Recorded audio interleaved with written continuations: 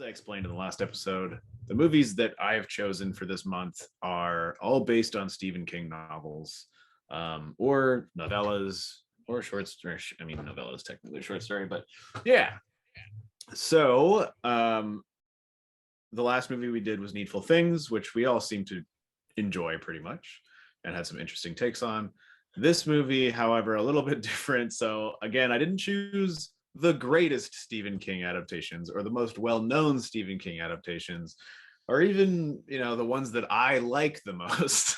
I chose the ones that I remember the most from my early days. And this is one of them. And not necessarily the plot or even the characters really, but just a bunch of visuals from this movie really stuck out for me from the first time that I saw it. And so I wanted to revisit it, and we did. And now we're going to jump right into the discussion, I guess. So the movie we're doing is Dreamcatcher, starring a bunch of people. Thomas Jane, Timothy Olyphant, and Morgan Freeman are probably the three most recognizable to normal people. And then you got like Jason Lee and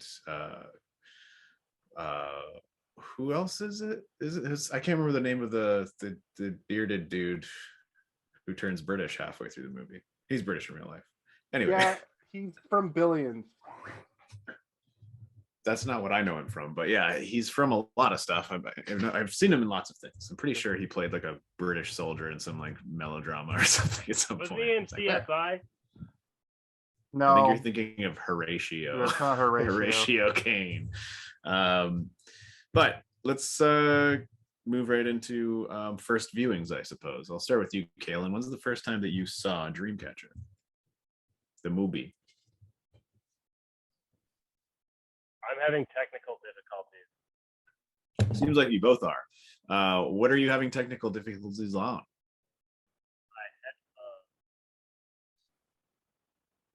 And Jason? I'm hearing sound out of my phone, and it's driving me to drink. Oh. I mean, we didn't really do our test. We just kind of went right from like stream to stream. That's true. I assume it's fine. Brian, can you tell me if on the stream you can hear like an echo?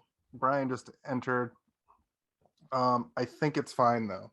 You're talking about Instagram, or are you talking about the Twitch? So my headphones are plugged in and they're on, right? And that usually perfect. I'm back. Cool. That usually mitigates the sound, but I'm still getting a little bit of sound out of my phone. But do you know which stream it's coming from is what I'm asking you. Oh. Instagram? It would be Instagram. Okay, so I'm not hearing any echo from Instagram because I have Instagram in my ear right now. So that I can hear both, yeah.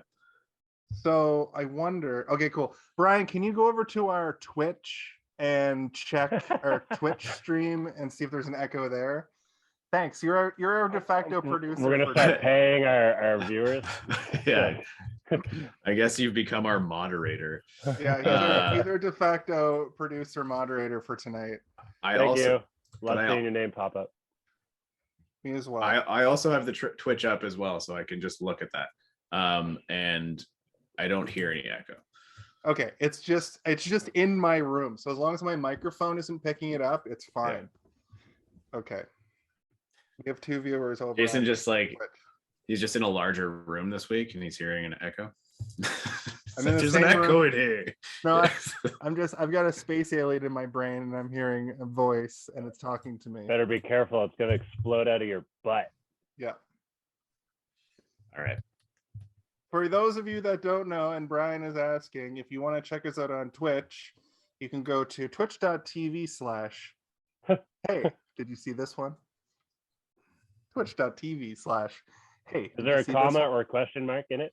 Nope. All one word, all lowercase. Lowercase doesn't matter in URLs, but there you go. Okay. Okay, so we're back. Now that we're back and we've decided to be good at our jobs, Kaylin, how about you go first and tell us the first time that you saw the movie Dreamcatcher? The first time I saw this movie was 2 weeks ago. Oh, you mean when we were originally going to talk about it and then had to push it? Okay. That's 2 for 2 you haven't seen then. Yeah, so I think I messaged you when I said something along the lines of that's not what I was expecting from the movie or whatever. And we'll get into more detail as we get in. But yeah, I saw this movie for the first time, not this past weekend, but the weekend before. And then did a second viewing to kind of like nitpick and make like I like doing one fresh viewing where I'm not trying to like make notes of anything. I'm just enjoying the ride. And then I go back and reassess and whatever. And then sometimes I do a third viewing the day of just to freshen it up again in my mind. I get impressed with how well you guys seem to be able to talk about the movies that we do. And from what I can tell, only watch it once. Yeah. Well, I mean, if I can understand why you do that, and like I'll do that for some movies, but not all of them. Really want to, yeah, and you know, like I'm a loser if you take notes during your first viewing, you should be okay to talk about it. But like, you will miss a couple things here and there, especially if you're taking pretty extensive notes. Yeah. That's why what I try to viewing. Oh, sorry. Go ahead. I just say that's why what I try to do now is I try to take only notes about my thoughts. And I don't so much. I used to like write like everything, like every scene. And now I just try to take notes about my thoughts, because if I take notes of every scene, I just fucking get lost in the scene and I lose what's going on. So now I would prefer to be able to do this without taking any notes. And that's the way that I view the movie. Unfortunately, a lot of times I'll watch, like today I watched the movie like right before the podcast. So it's fresh in my head. But sometimes I watch it a couple days before. And by the time we get to the podcast, it's like a faded, distant memory, right? So. Yeah. Right. No, yeah. I think either way is fine. If you got to watch it 3 times to be able to have a good discussion, or if you just need to watch it once right beforehand. Technically, for what I usually do is I'll watch it within the week that we're going to talk about it, and I'll, instead of taking extensive notes, I'll just write down like jot notes of like, we should talk about this or we should talk about that, rather than being like, this is how I feel about this scene and why. Like just like little jot notes here and there, being like for example, Morgan Freeman's eyebrows are out of this world. I was going to call that out. Those gotta almost be fake, literally. Right? What? They got to be fake, right? Like they're like not prosthetic. I would hope. I mean, maybe he just has really long ones that he combs normally, like to the sides, and he like just added some like gel or. They're like, hold on, Morgan. Do you know that your eyebrows can do this? We're doing this for the movie. I think it's an eyebrow weave. I think that's what it was. Is that racist? No. Why would that be racist? I don't know. Why does it have to be a weave? Because a weave is just when you tie hair into your hair. Yeah, it doesn't have anything to do with race. Oh, I see what you're saying. It's just a type of hair like you hair extension. You basically like tie them together. Yeah. This is supposed to be a lot more fun and fancy free than it came out as. Okay. Yeah, you just accused me of being racist. So you had to get educated on what a weave is. All right, Jason or Kaylin, do you have any more first impressions or? So I saw the movie for the first time the other week. I don't think I've read any of Stephen King's books. I feel like this one might be one that I like better as the book than the movie. This one's very long. It's like 700 pages, I think. Interesting. Yeah. When the alien shows up at the bathroom, I almost like out loud like said, "Oh, aliens!" Like that guy. I think he's Greek. The guy with the hair from the History Channel, where everything's aliens to him. Yeah, when he goes like this. Yeah. Aliens. Yeah. He like slowly looks more and more like a Vegas magician as the seasons go on. His hair gets wild. Crazier, his clothes get fancier, and he gets more tan. He dresses like one in real life, and have you seen those comparison photos of him progressing over time? Because that's real. Yeah, that's funny. And then there's the guy who wrote Fires of the Gods. He's like in that show a lot too, and like the first season he has like white hair because he's an old man, and then the second season he has jet black hair. It's like Creed in The Office when he dyes his hair black. What's that, fellow young people? Yeah. He's like What are we drinking talking Red Bull. We're gonna get why don't these things have Red Bull? Oh, maybe Red Bull will sponsor us. That way we'll be energized for our viewers. Yeah. So you were one of those guys that was like, oh God, it's aliens, isn't it? Well, so you had no idea that it was aliens then, like going in. No, like yeah, no. And so actually, this brings me to, and maybe I'll save it for later. But we were talking when we were in the group chat about movie trailers, and so this movie as well as the last movie, Needful Things, like knew nothing about them, never seen a trailer or anything, and I actually kind of liked going into these movies fresh, that much more. It did kind of feel like a cop out though. Sort of like I don't know, for some reason I kind of felt it was more supernatural than just aliens. Okay. I mean, I can understand that perspective if you're expecting witches or ghosts, or because there is a lot of like indigenous tropey sort of iconography at the beginning of the movie that you're like, oh, is this going to be another one of Stephen King's ventures into appropriation, if you will?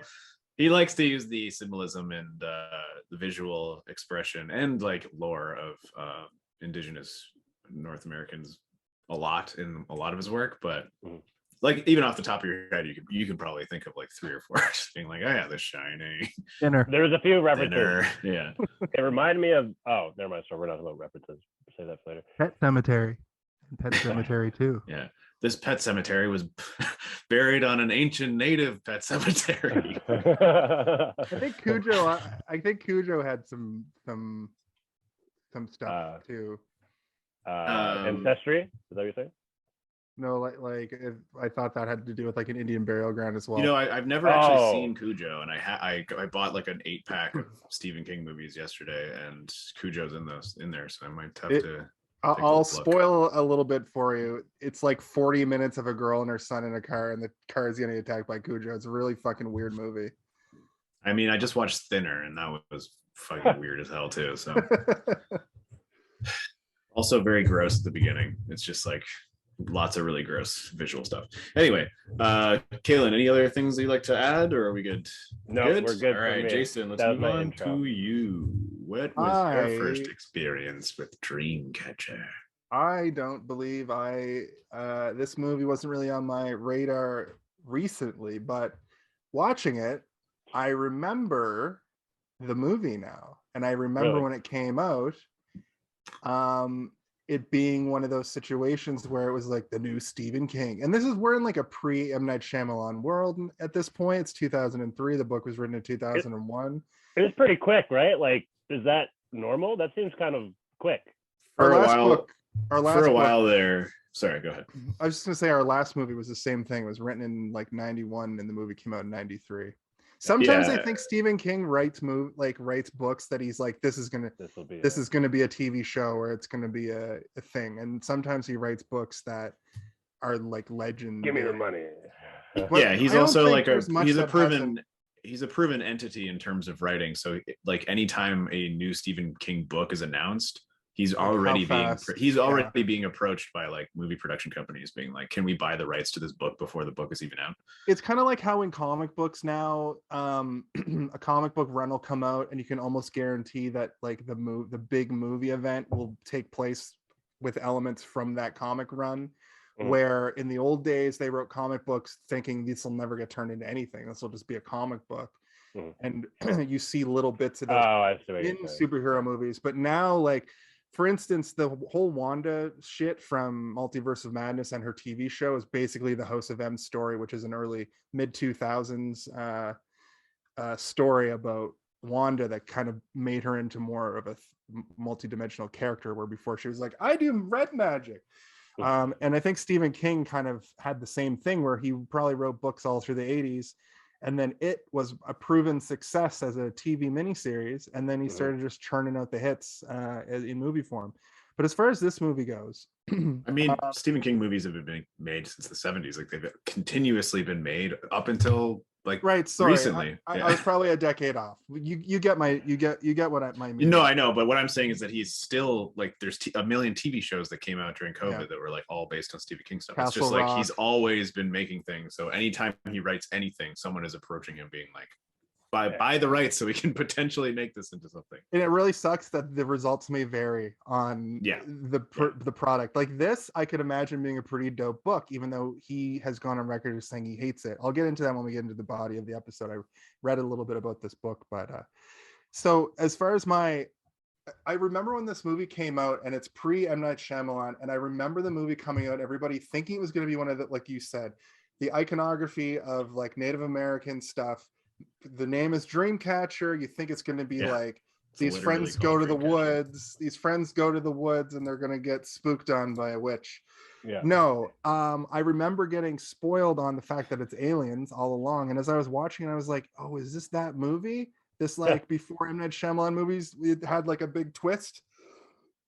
And that was it. Basically jogged my memory. What I didn't know is that this movie is fucking buck wild from the get-go. It's all over the place. It is all over the place. It kind of plays like a combination of Stand By Me, It, and The Thing. The Thing. I was gonna say this is Stephen King's The Thing almost. Yeah. And except it doesn't go into the psychological stuff as much. But then it's like also Stephen King's take on a superhero movie.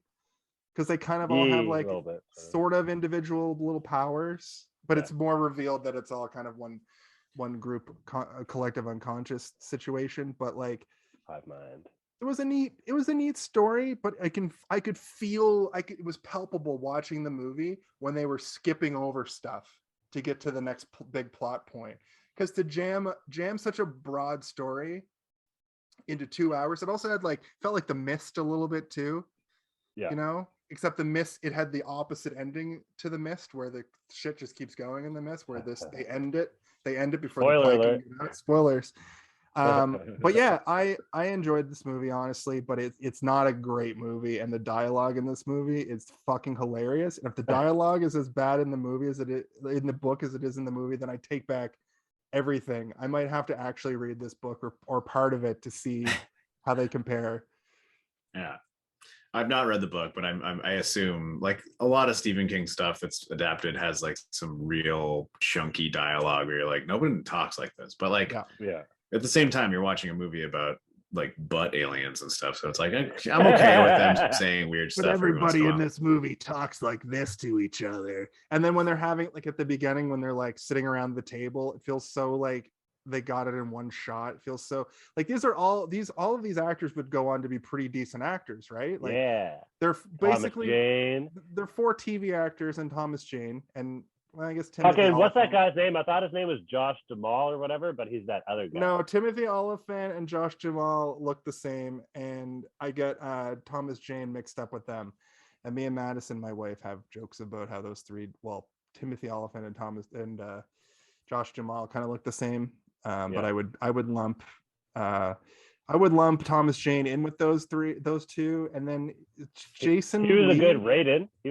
Oh, Jason Lee. Jason Lee was great in this movie. He was the wisecracking Stephen King character that he has in every movie.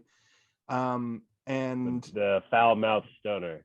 Yeah, basically, he's like Bill Hader's character in the It remake too. Like, I wear glasses, and that's like 70% of my my personality is glasses. And I did enjoy his performance, but it was funny because right at the beginning, when he's like in the city still and he's like on the phone, he's in like a phone booth, and he looks exactly like Ryan Reynolds. It's fucking it was really Deadpool. Jason Lee with the glasses on, he looked he looked a lot like Ryan Reynolds. I thought that was interesting. And what I've realized is all white dudes look the same to me. I think.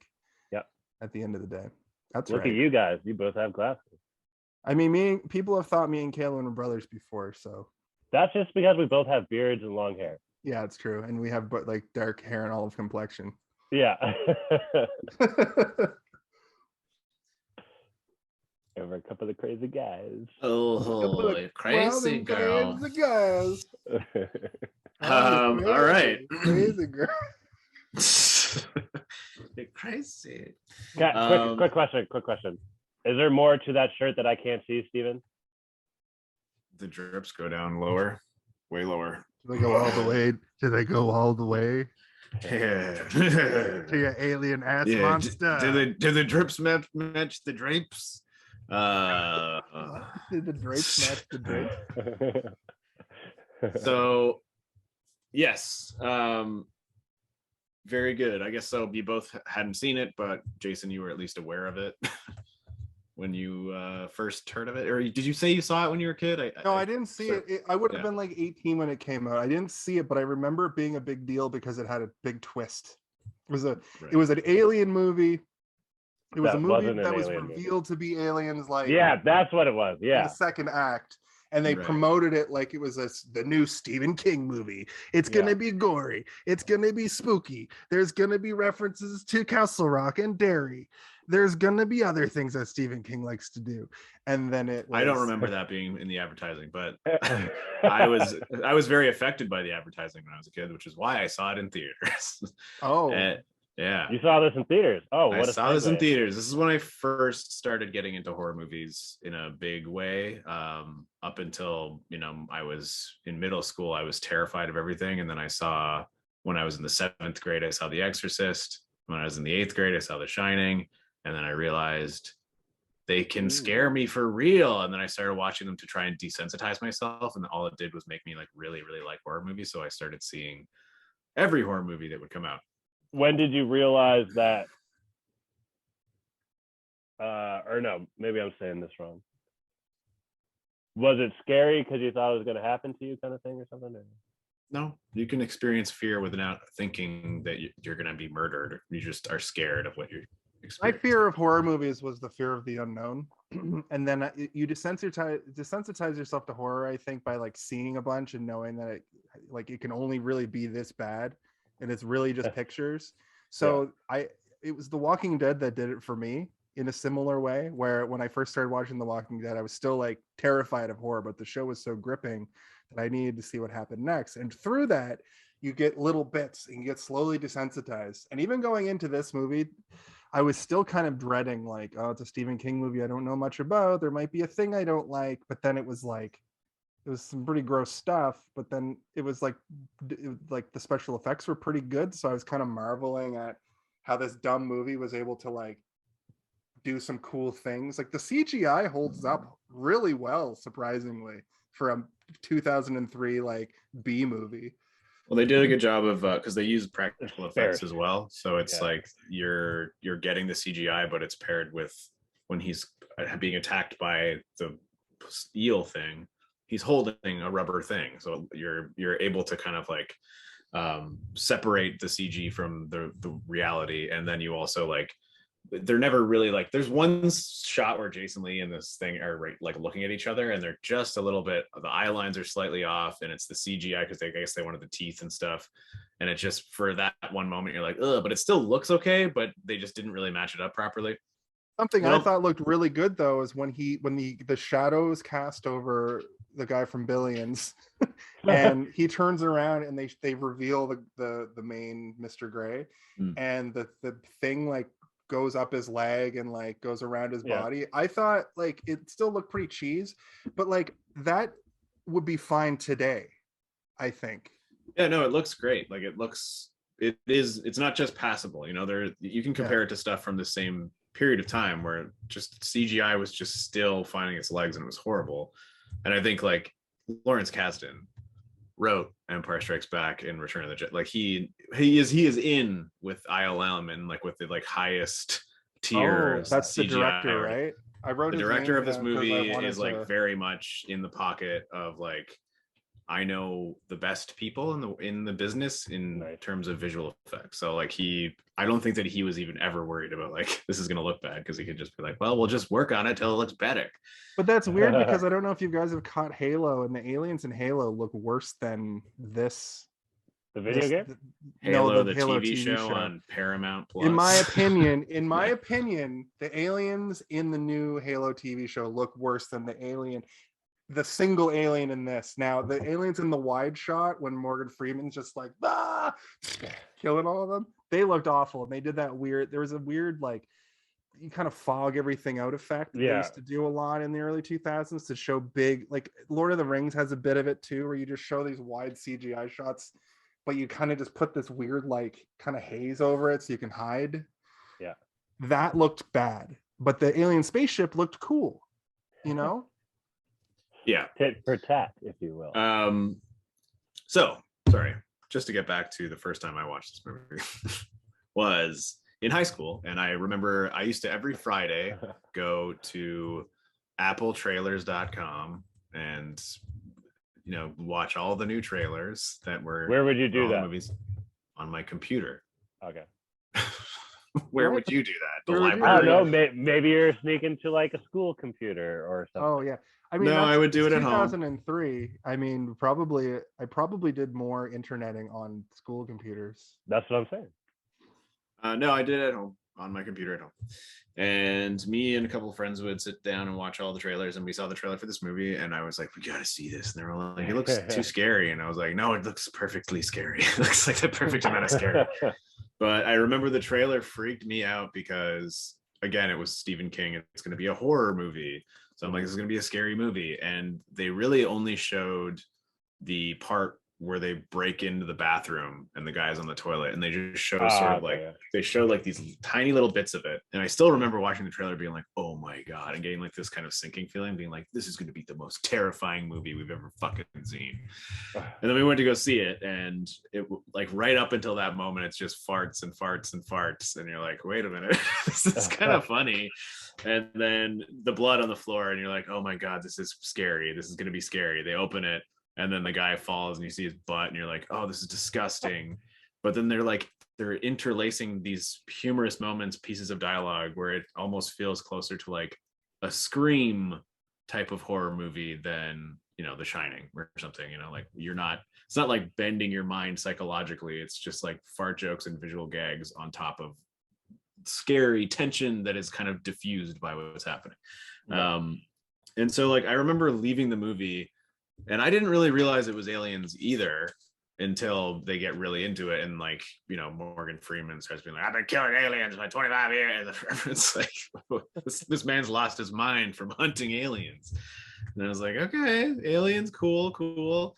And for me, like halfway through the movie, when all the stuff in the cabin and all the snow stuff is gone, I only really liked the moments with Mr. Gray and Jonesy. Like I was very into that for some reason, where I'm like, I like the fun nature of I like the fun nature of the memory warehouse, and I like that he's one actor going back and forth. Yeah. And I like that actor looks like he's having a lot of fun doing that. And I just didn't really care too much about the psychological breakdown of Morgan Freeman's character, and everything after that, it's like it gets very actiony, right? One thing I will say is, I think Morgan Freeman knew what movie he was in this. Yeah, for sure. I'm pretty sure he did as well. Like when he's like, if you're gonna ask yourselves what kind of monster would kill those complaining voids down there, well, I'm that kind of monster. I'm that monster, and I'm gonna kick some ass. And he just it's like, whoa, shit up. You're like, oh my God, King movie. Yeah. But like I will say that for as bad as this movie is, after a certain point, your attention is still held, and it's still compelling enough to want to get to the end of the journey, where you're like, I am invested enough now that I'm gonna watch every last second of this movie to see what happens, even though you don't really know what the alien's plan is right until he gets there. You're like, oh, that's his plan. Okay. Well, Morgan Freeman said he had that line about like they wouldn't go to a place that they wouldn't want to have as home. I think he said they wouldn't want as home. Yeah, but you don't really know about the water plant and all that stuff until Duddits shows up. Gotcha. And I think that's probably things that would have been more fleshed out in the book, would be my guess. Oh, yeah. I told you guys about watching the 3-hour cut of Evil Things, right? So much better. I think maybe this movie needs a 3-hour cut. I think it Well, does too. I mean, like the last movie, this movie would probably also benefit from a miniseries, like a 6 episode miniseries. You know? For sure. It's like the best Stephen King movies are the ones that are based on his short stories and novellas because it's a condensed amount of material in a very good point. You know, you can translate that into a screenplay relatively easily.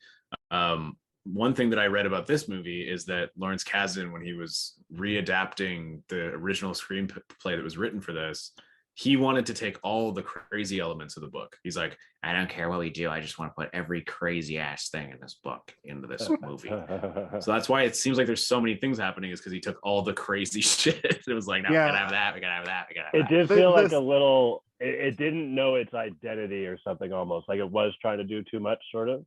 They wanted a lot of body horror in the movie, I think, and it wasn't a body horror movie. But I do feel like the scene with the dude on the toilet, it was too specific to not be directly out of the book, you know, like that whole bit with, it's also very Stephen King, that weird pseudo horror that he does, to have Jason Lee sitting and be obsessed with his little toothpicks and drop his toothpicks, and then like that's why he leans forward and ultimately gets like pushed off.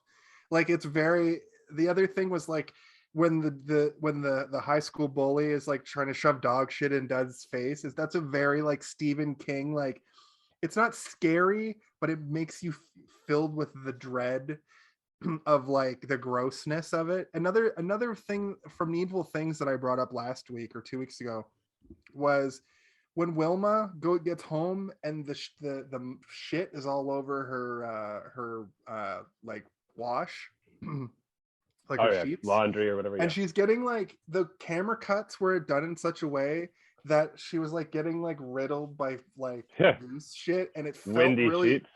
Felt like really unsettling in a weird like Stephen Kingy way. And if you watch the It movie, the new It movies, they're filled with the weird, this isn't scary, but that's just a naked woman or naked old woman kind of poking her head from around a corner. That's not objectively scary, but it's super unsettling.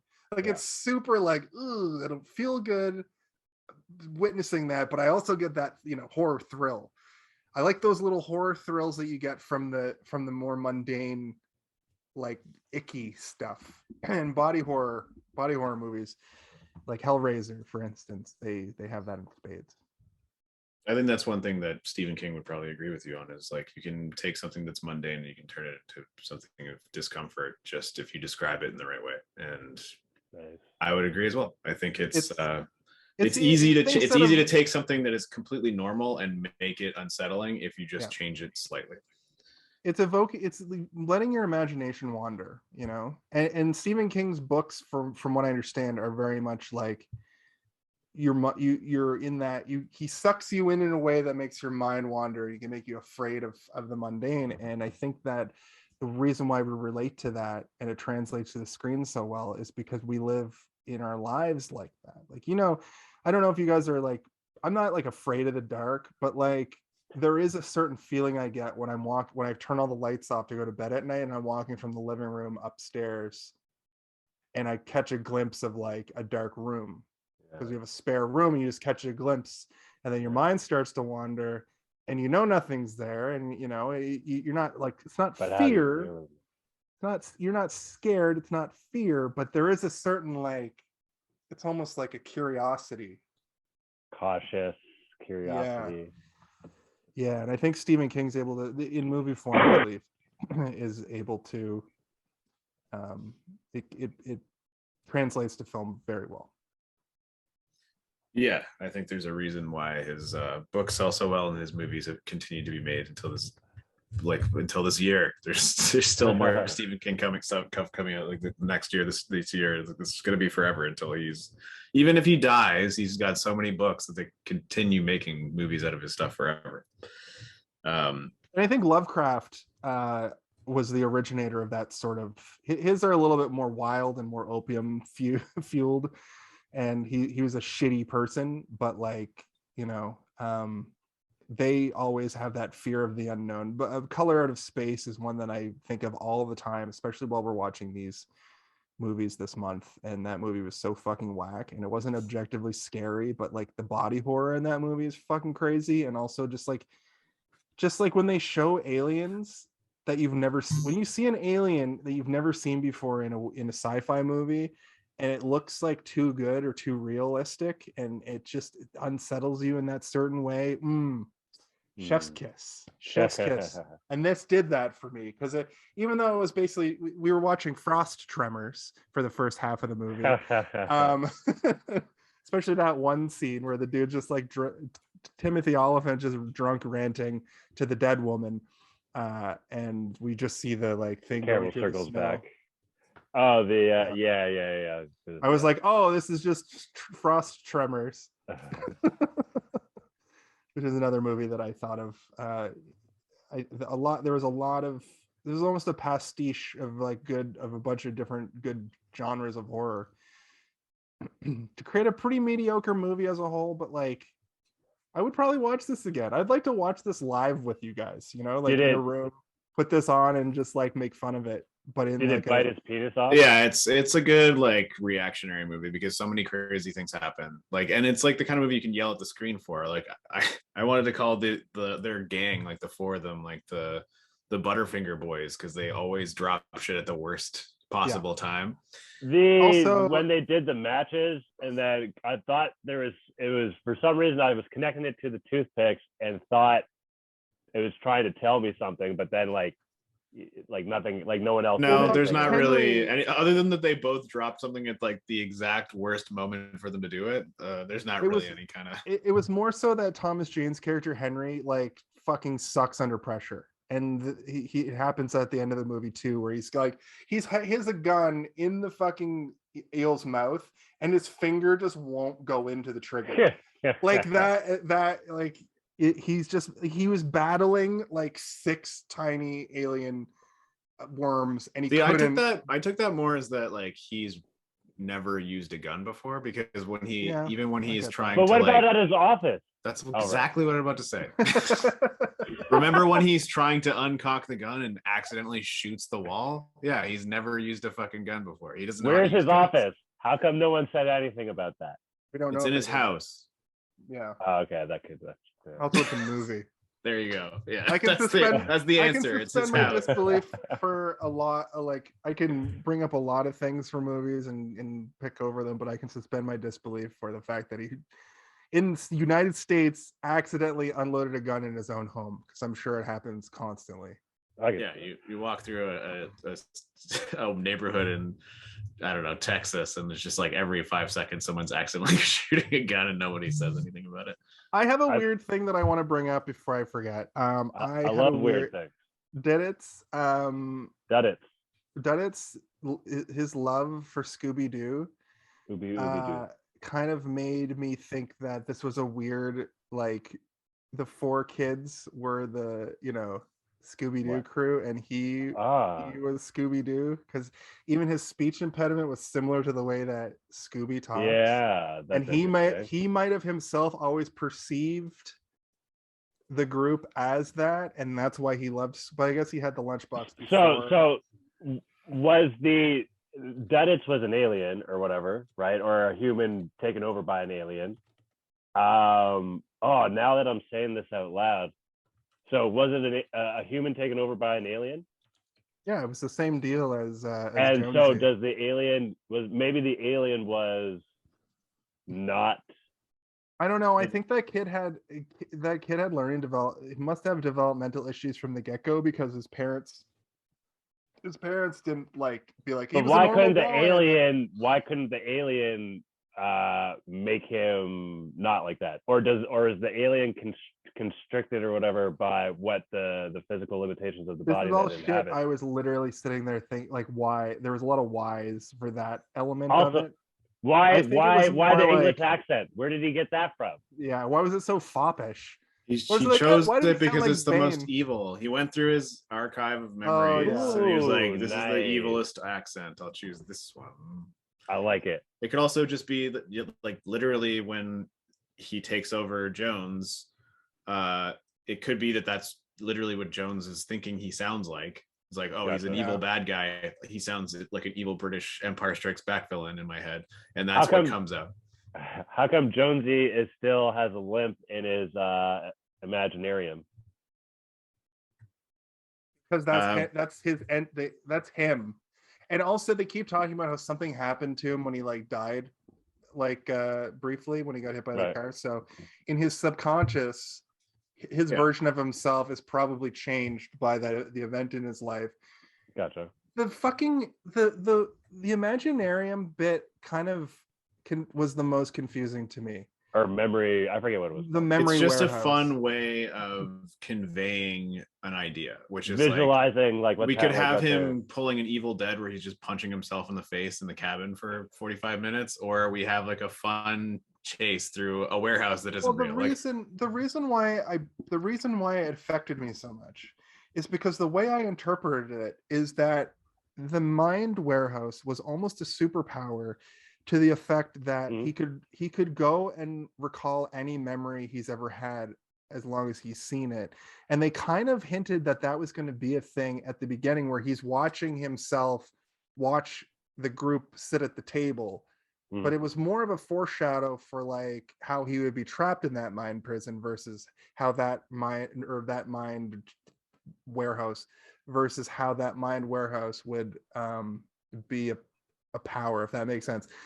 I think that's another thing that might be conveyed better in the books. It seems much more literary to have a mind like it's something that doesn't necessarily a mind. It's not something that necessarily warehouse. Translates well visually, but I think, again, like I said, it's a fun thing, right? Like it's part of the fun of the movie.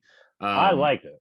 I liked it too. I thought it was cool. It was an interesting thing. Like I think like there's not really a way to say like this is the mechanics of why it works this way, because it doesn't work, and it's not a thing that is going to ever work properly. But this, for what they had to accomplish in terms of like having somebody watch the outside world from within their own mind, other than it having be through the eyes of Mr. Grey the whole time, it's more interesting to have him be able to react to things like that, right? So setting it up early in the movie as a more fun thing that the other friends are aware of, that's how he sort of processes. Yeah, and I mean, you could even break it down to like some people have extremely visual imaginations, and they're able to imagine. Like I can imagine us all in our own individual spaces right now, looking at each other from different angles. Like I can imagine what Kalen is looking at his computer right now, very visually. So I don't necessarily need to see it to know what it looks like. I can approximate you don't know what this. It looks like. Oh yeah, maybe. I said approximate. I didn't say exactly. It also reminds me of how recently on the internet there was that sort of meme, or not meme, but like sort of new knowledge that everybody learns at the same time, that some people in their heads have a constant like monologue, which I do. My mind is always, I'm talking to myself. And you guys don't talk to yourselves? No, I do. That's what I'm saying. But some people, they have nothing going on inside their head. When they're doing a task, they're just people don't talk to themselves. They don't have some people inside their head don't have the running commentary. Interesting. Yeah, and some people literally cannot visualize things. They don't have a mind's eye. They can't see things in their head when they try and like. If I say, Kalen, imagine you're on a beach right now, you can literally imagine a beach in front of you. There are people that can't do that.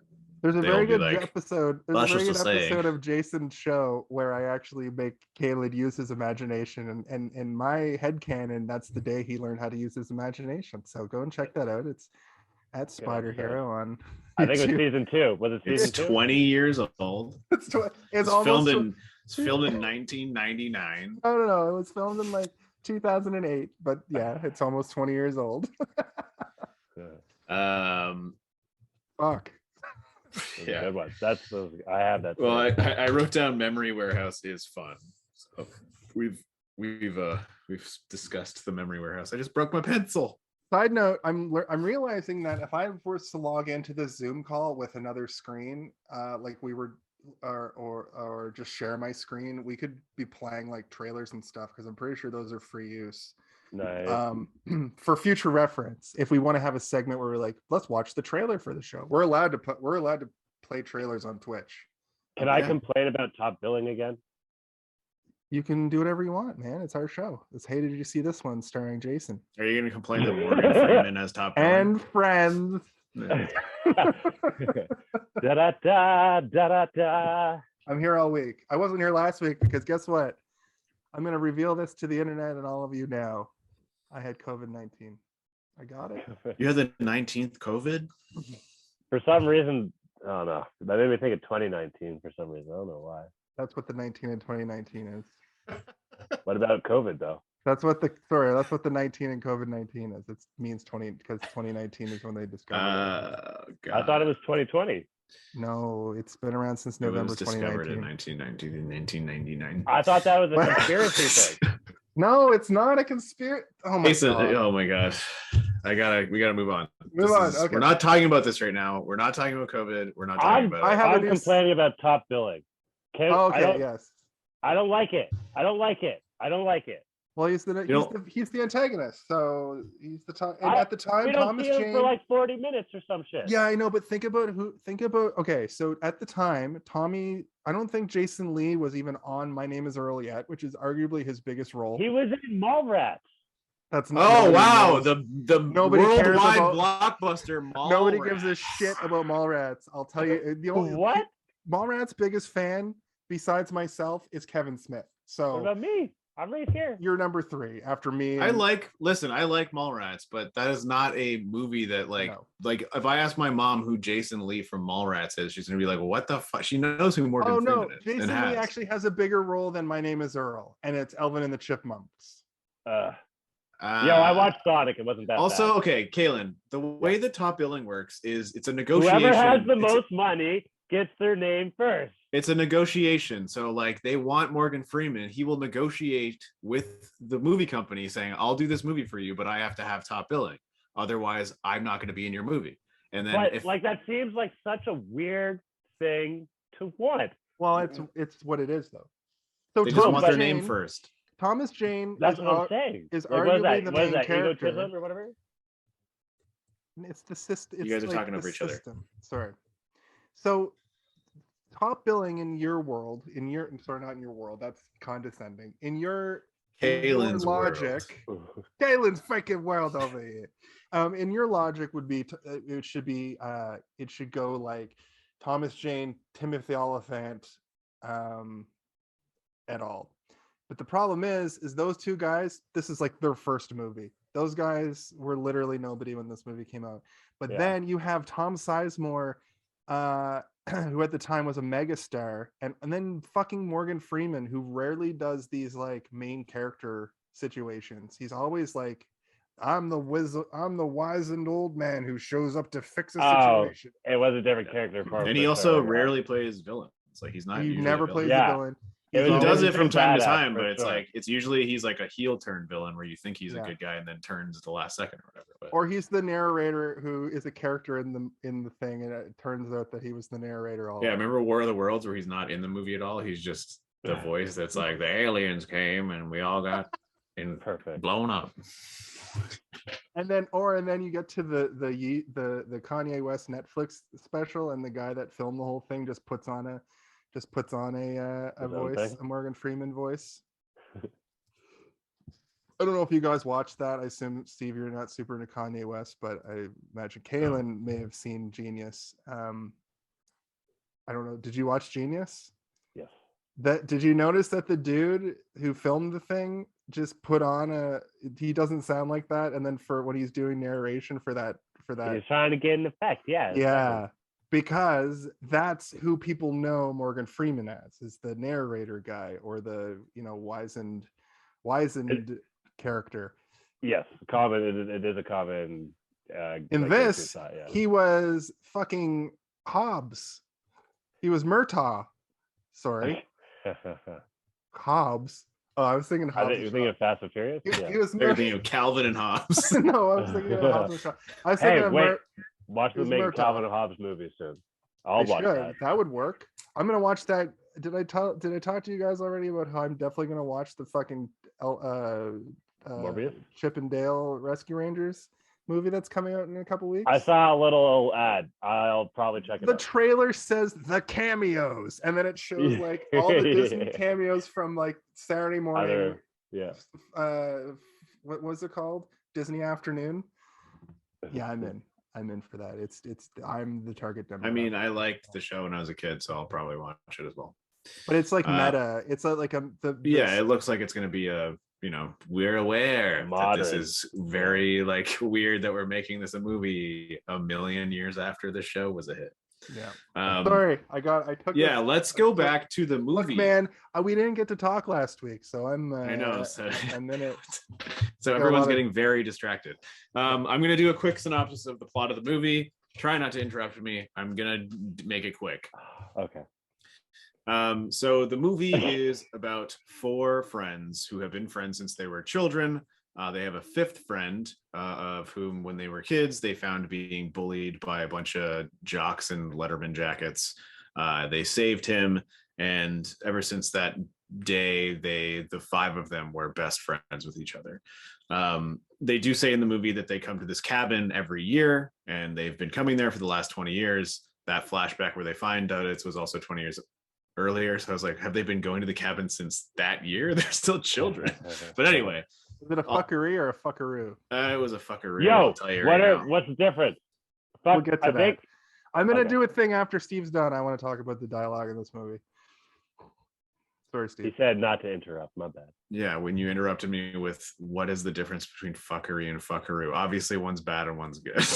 I was gonna say fuckaroo is the bad one. They always say it when something bad's happening. Anyway, so they go to this cabin once a year, and one of them was injured in a car accident the year previous to that.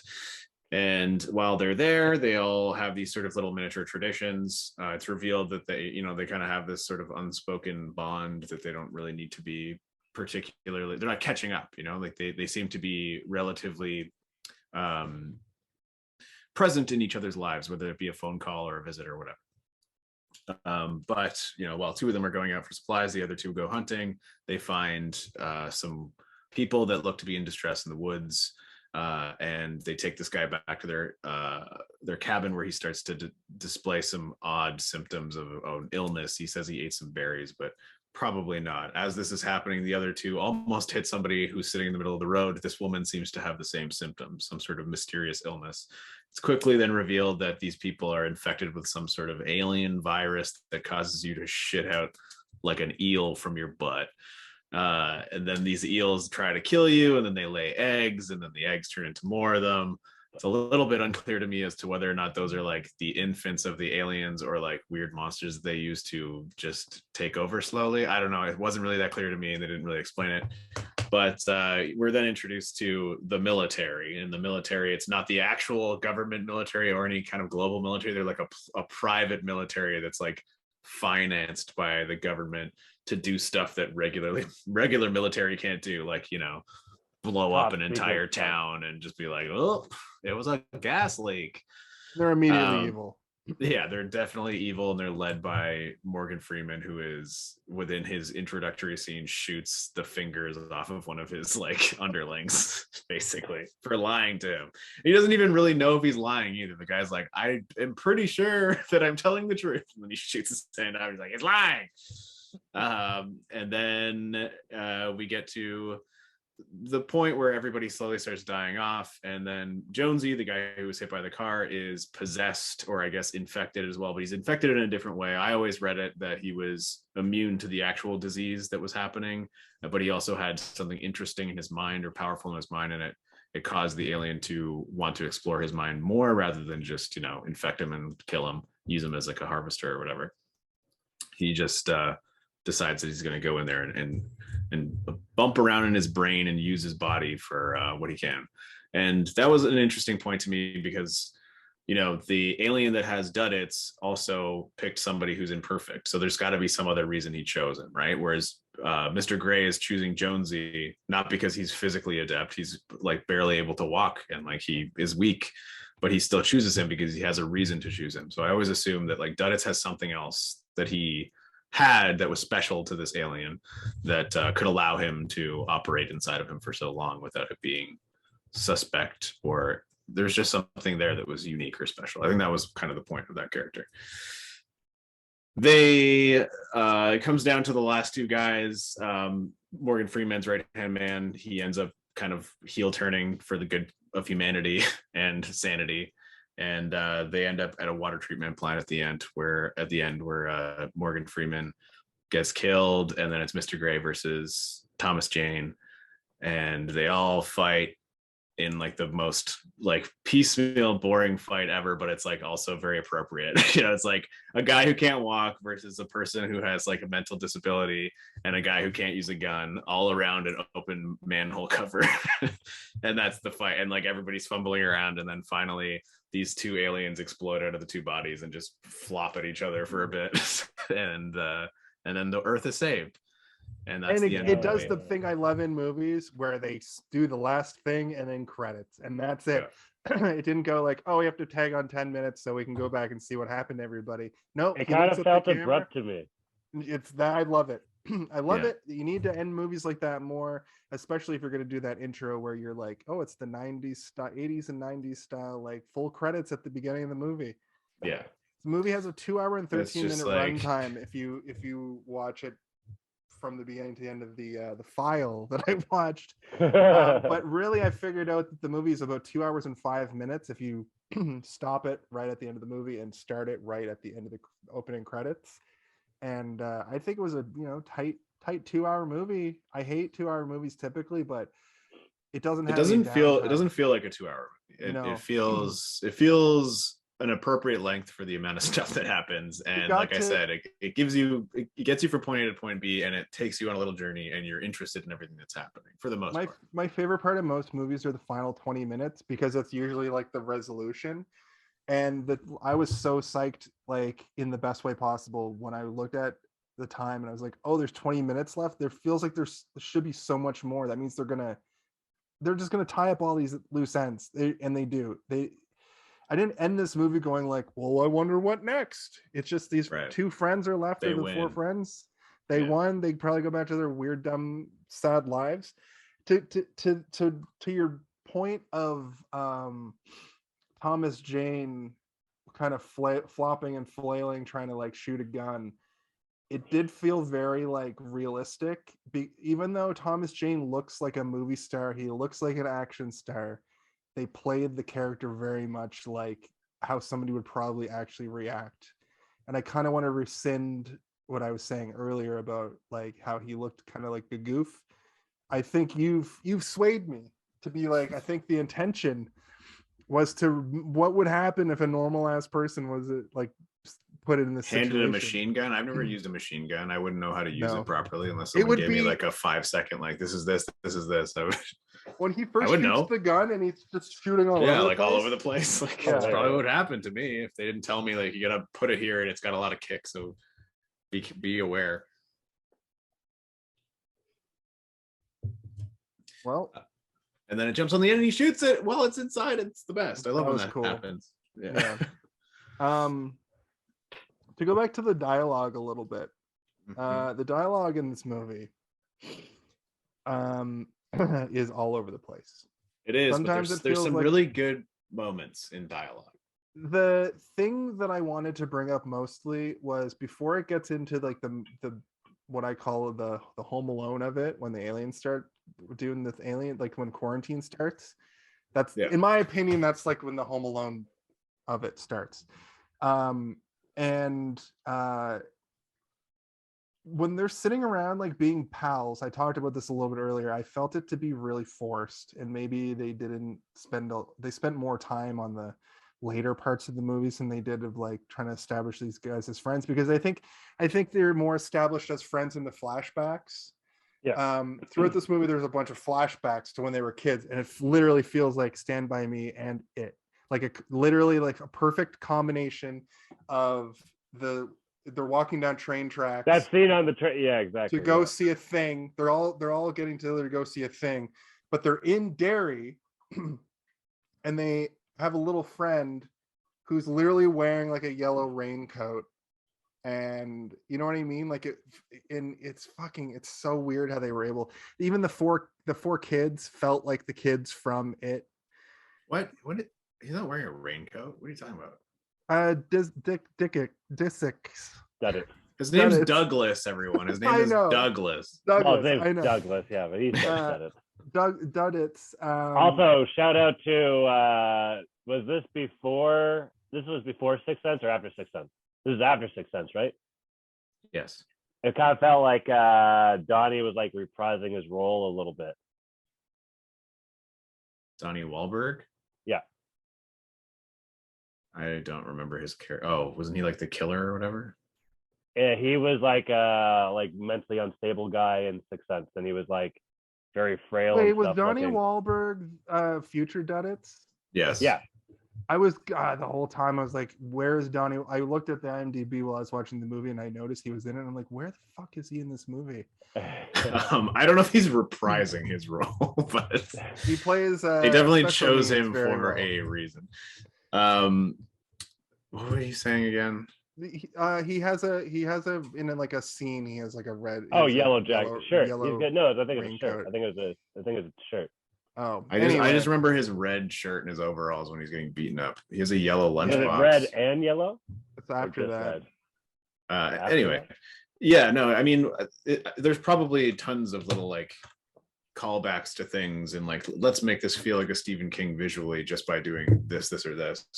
To the point though that when they said it was Derry, I was like, oh, is the gimmick of this movie that it's like a side story or a prequel or a sequel, or like these kids were dealing at the same time with a clown, or they also ran into Pennywise, or like I kept being like, what is this thing?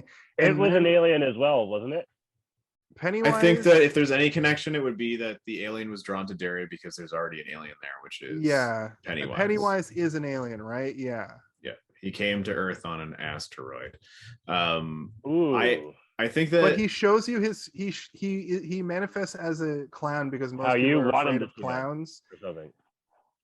But he when he does spooks to you, he manifests your fears at you. What basically. you're scared of, yeah. Exactly. Yeah, I think that like, so Stephen King, he does obviously connect things and use the same locations in order to be like, it's a grander scheme, but I don't think it's meant to be like these kids have run into Pennywise. If anything, they're just having their separate weird adventure in between those 32 years or whatever, where that's what Pennywise is gone. That's what I was thinking. Like it doesn't. They're not connected. It just happens that in Maine, crazy things happen. Yeah. That's all it is. In that universe, it's kind of like in when the MCU. The devil came to town last week and evil things. In the MCU, you just have to, as a civilian, you just have to deal with the fact that it's going to be fine. You're going to go to work, but your fucking car, you might walk out of work and your car might have been smashed up because Captain America was battling a fucking Winter Soldier in the streets. Or Thanos has come again. And like taken out the Lower East Side again because he was looking for some crystal that it was in a museum. And if you're lucky, you'll get a second of screen time. Yeah. I will say that the child scenes in this movie were pretty painful. I don't know. They were really. I thought they were some of the better child acting. Man. The acting was rough. Oh, it's so good. He's gonna go home so fast and tell his mom. That was a dumb little plot line. I don't like, but that's not. Like, that has nothing to do with the acting. Tell my mom. What's happening in the scene is fine. They're standing up for the kid and they're like, "This is wrong. You're being shitty, and we're going to tell everybody about it."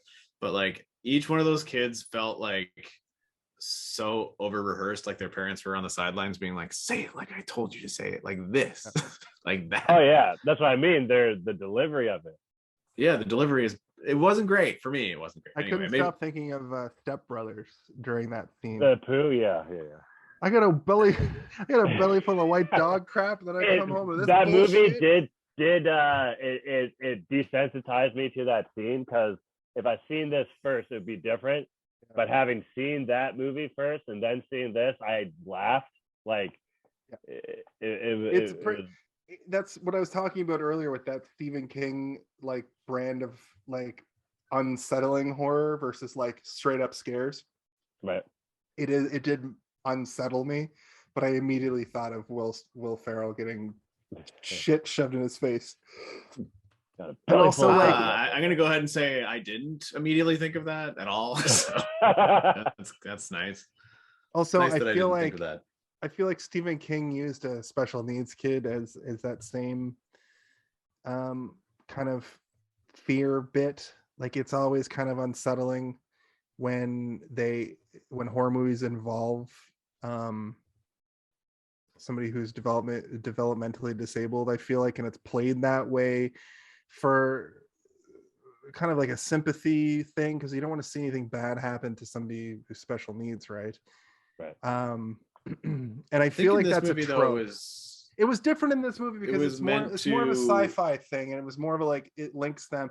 The titular Dreamcatcher is kind of downplayed, but it's the scene where they're like Dreamcatcher formation and they all touch each other and then they get superpowers. Well, no. Duddits is the Dreamcatcher. Formation of Dreamcatcher. He protects them from the bad guy. He's the one that gave them the powers to deal with all this stuff. He is the Dreamcatcher. He's the one that allowed them to to evolve beyond what their fears are. They don't have any fears because of Duddits. And like I think the whole thing is like the first time that they ever really truly feel fear that aren't like stupid human fears, which is what's being presented to us at the beginning of the movie, which is like Pete is like, all he wants to do is go on a date, and that's his fear, is that like people think he's weird, which they do, because he's like, I'm gonna remember that you bought a Mars bar somehow when I wasn't here. Like, that is weird. Somebody said that to me, like, he was doing his little she doesn't know that. She thinks that she was being watched by this man. Yeah, they played that scene so innocently, like it was from his point of view. But when she drives away, she fucking puts her. Did she show up at the date later? No. Hell no, she did. Because okay, Caleb, imagine I walked in and was like, "Oh, yeah, you lost your keys. Let's go find them." And then I took you on your day's journey without you ever knowing my name or who I am, after me guessing your name, and then guessing you bought a fucking Mars bar, and then guessing which car was yours, and then putting my hand in a puddle and being like, ta-da. You would think that I was watching you from a tree the whole time. Yeah, she was also attractive enough that's clearly, like, she clearly has problems with men being a little bit too clingy like that. So the fact that this dude was like, here's all the things, and I think that was a foreshadowing moment, so later it wasn't so weird when Thomas Jane does the same thing to Owen, I think his name is Tom Sizemore's character. And I liked that moment because at the end of it, Tom Sizemore is just like, I'm in, tell me everything you know. And I was like, whoa, like they never do that in movies. It's always still, the guy's still always like apprehensive, but he told him just the right things.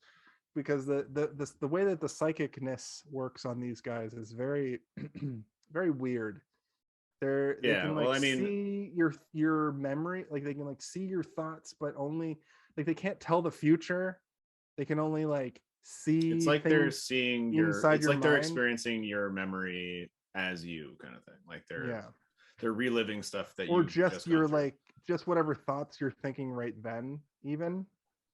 Yeah, because so Thomas Jane at the beginning of the movie, he was basically listening to this guy not even complain. He was just talking about how much he likes Carl's Jr. burgers, and then went home and ate Eggos or whatever. He's also so I go for a burger right now. Thomas Jane's character is a therapist, and he doesn't use his powers because he could therapize these people in a way that's not ethical. And he finally has enough listening to this big fat guy talk about how he couldn't resist Carl's Jr. again, and then went home and ate a box of Eggos. And he gives him a little bit of like, he's like, here's the reason you did this, and then starts telling him this day. And the guy, it turns out later he went and ate himself to death. But then his friend is like, no, he would have done that anyway. That's just the nature of the beast. We can't. Yeah. So what my point was that these are the human fears. These are the fears that we have as regular people. They still have those, but Duddits gave him these powers to be able to move beyond any kind of like physical fear, because they have the ability to avoid all danger. And they're basically a superhuman, like you said, which a lot of Stephen King characters are. Everybody has weird, like, telepathic abilities or telekinetic abilities, or the abilities to start fires telepathy with your brains. Stephen King definitely loves telepathy, and well, he loves telekinesis and fire starting, and he has all of this shit, has been in all of his movies, right, and his books. But I think that's, again, like, that's what Duddits is supposed to be, is that he's literally the one that catches their fears for them rather than them having to experience them, and he gives them a little piece of power to do that. And obviously he had a plan for them, right? They all ended up having to sacrifice themselves in order to stop this alien invasion at the end of the day. Yeah. So, and we know that Duddits was waiting, because when I thought it was a really weird to be like, we have to go get Duddits, and I was like, okay, that makes sense because they got the powers from them. But when they get to the house, the mom is like, he's been waiting for you and has no questions and is bye, go save the world now. And I was like, what? But I felt like she probably either knew or Yeah. he had just revealed to her everything, or he had like given her like an understanding exactly without it mentally crushing her. He just like gave her the understanding of what's did the going on. little like swirly pointy thing to her head, and then she was like, oh, like she basically ET. And then he sneezes, and then it blows her brains out on like Yeah. the dinette set. Yeah, That actually sounds hilarious. I wanted to do a fun little moment since we were just talking about the opening scene. And just real quick, what are your guys' favorite franchise burgers? Just real quick. For me, it's always going to be A&W, like a teen burger from A&W or something from Wendy's. No, what? You can only pick one. Okay, well, it's the teen burger from Wendy. No, one from A&W. It's the matzo burger from A&W or the teen burger. They're basically the same. Yeah, different cheese. It's A&W. And A&W is my fave because of the onion rings and the spice they use. Steve?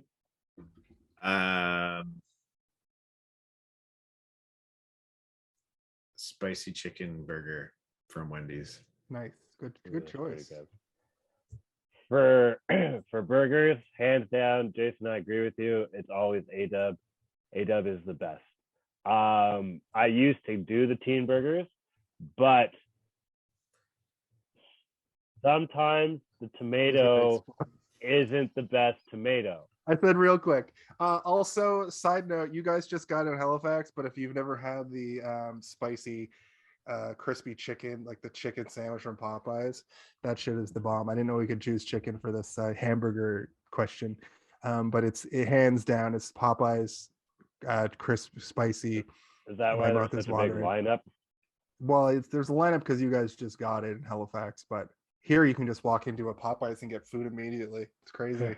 Who would have thought? Sorry, Steve. I wanted to do that segment. I knew you would have that reaction, but I did it anyway. Arun says Shake Shack.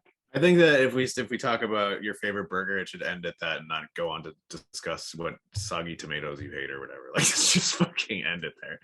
Why did Arjun have Shake Shack? Come on, that's an American thing. Arjun lives in America. Oh, is it good burger? Okay, good call. Isn't it? Is it California only, or is that In-N-Out, or is that? I don't live in America. White Castle real, or is it made up for a movie? No, White Castle's real. You can actually here you can get the burgers, the tiny sliders. They'll mail it to you? No, you buy them from the grocery store, and then you have to steam them because they're steamed hams. It's true. They're steamed hams. SSD. Despite the fact that they are obviously grilled. They're not. They're steamed. The White Castle is steamed. I know. I was just making a Simpsons reference. Oh. Steamed clams? Yeah. No, steamed hams. Yeah. Aurora Borealis. At this time of year, at this time of day, isolated in your kitchen? Yes. Yes. May I see it? No. No. Is it just me, or did you guys think Dennis was speaking German in the ambulance? Just you. Yeah, I was like, where did this special needs kid come from? Did I miss something? Did I look away and miss this $1.30 a burger? I want a fucking $1.30 burger. Okay, Freeman's eyebrows are crazy. Oh, the reason why I wanted to bring up the dialogue earlier was because of, that's what I wanted to keep talking about. One line in the movie that threw me through a loop, where Jason Lee just goes, "Got blown last night," and that's when they started talking about a fuckery turning into a fuckaroo. And a fuckery is like a jamboree, I think, of fucking. But a fuckaroo is when you get fucked over. And that's been my Team America moment of explaining swear words. Nice. Yeah, I think that one just means something good and the other one means something bad. And every time something bad happens, they say fuckaroo. So that's the bad one. But both times they were hooking up with people. That's why I couldn't understand it, because he's like, he had a fuckery with a girl, and then another guy had a fuckaroo with a girl. I'm like, fuckaroo is it turns out bad with the fuckaroo person. Is the girl that doesn't show up. He says another fuckaroo and walks away because he knows that she's not going to come to the clam dinner. Got blown last night. I laughed. See, I'm dumb. I didn't even realize the SSDD. I messaged you because I was watching it at the same time. Shortly after I asked it, he goes, "Same shit, different day." Like I just I didn't know what SSDD meant, and I was watching that conversation happen, and I just clicked for me now. And I don't recall them ever saying that in the movie, but Steve pointed out that they do say it at some point. At least they say it more than once, but also there's a point where they're walking, and then Timothy Olyphant says, "So is this SSDD or what?" And then the other guy goes, "No, it's definitely different shit. It's definitely different shit." Yeah.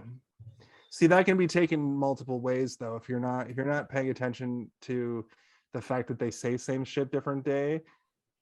I knew that SSDD was like the name, because what it reminded me of, like a group thing or something. When I was in like high school, I had a group of friends, and we used to like scrawl. I don't even remember what it was, but we scrawled something everything right? Like, this is our crew. He doesn't want to give away his tag. No, I don't. I'll take it to my grave. But that reminded me of that sort of thing. That's just something that you bring from your childhood. But now it makes so much sense, because that shit they had it carved into the table. In the phone booth, he was like writing it when Jonesy is constantly drawing Dreamcatchers and writing SSDD. An interesting thing about that book is so the story kind of goes that Stephen King was in a car crash. He was in a car accident, and he rehabbed his writing ability by writing this book in cursive, right? Which is I don't know if the actual print is in cursive or not. I couldn't verify if it wasn't, but it seems like it might be. Right. It seems like there might be you can get prints of it that are in cursive that are based off of his actual his notebook that he wrote it in. Nice. He hates this book. He doesn't hate it. He doesn't care for it, because he wrote the entirety of this book while rehabbing his accident on OxyContin. Yes. So that's why it kind of feels like an opioid nightmare. Yeah, because he was on meth, or he was on opium. Well, but OxyContin is an opioid. I mean, but it's also not the first time he's written a book like high out of his goddamn mind. So no, but this is a different high, because he very famously, like we talked about, Needful Things, it feels like he just got a rehab and has some anger he needs to work out. This feels like he has a lot of survivor remorse or something. What's it called? Survivor's guilt. I think that's when you survive and people die. Did someone die in the car? Well, I don't know, but maybe. Didn't he just get hit by a car? Like a car hit him? I don't think. PTSD maybe. He had survivor's remorse because he didn't die. Yeah, he's like, I wish I died. Anyway, I thought that was an interesting, Stephen. I think every one of these movies that is an adaptation is going to be. I'm going to look up the Stephen King story behind it. It's going to have something, because it seems like this guy has led a very literary life. You know, like everything's super dramatic because he is a writer and he's able to spin it in such a way. I'd be down to hang out with them maybe once. He went on to like the Atkins diet in the late '80s, and he wrote Thinner. He got AIDS and wrote Thinner. I didn't want to say that joke, but okay, I'm glad you did. It's been long enough. We can make jokes about AIDS. I'm pretty sure it's still around. Wrong with me. It is, but it's been 24 and a half years as of a decade ago, according to South Park. The Jared episode. I think last month proves that it's still not okay to trust Trey Parker and Matt Stone when we can't trust them. Joke. I can trust them less for comedy than I could before we did that study of them. It was a tumultuous month of my birthday. Oh, and then I got COVID, so maybe there is a grand plan after all. There is some good. You think it's because of them you got COVID? I think there's still some pretty good moments in terms of dialogue in this movie that aren't super chunky and lame, but are still like clearly cinematic. Like they're there just to like cap a scene, but they always work for me every time. I hope I didn't come off as negative towards this movie. It wasn't amazing. I'm not gonna lie, but it definitely was captivating, and it I guess the thing that I like the most is probably got us talking the most out of like recent movies. Yeah, I think that all the movies this month are gonna leave us talking because there's So much lots to more. talk about. There's so much more to talk about in a horror drama thing Comedy. than there is to talk about in a comedy. And going forward, I think I'm never gonna. This was a comedy. There were definitely comedic elements. I wouldn't really call it a horror comedy, but the first like act of the movie was played as comedy. But I'm never gonna be like, let's do a Will Ferrell month. The ship before the Trey Parker and Matt Stone month, I would have been like, let's do that. Let's do like Anchorman, Step Brothers, and maybe throw in like Sherlock Holmes because it's so bad that there's lots to talk about. But comedies like that just don't work for this format unless you're gonna do that's your gimmick. I want to do more movies like this. I want to do John Carpenter and Stephen King and weird movies I would never watch. Just that's what I'm talking about. That's why. Hey, did you see this one? Did you see this one?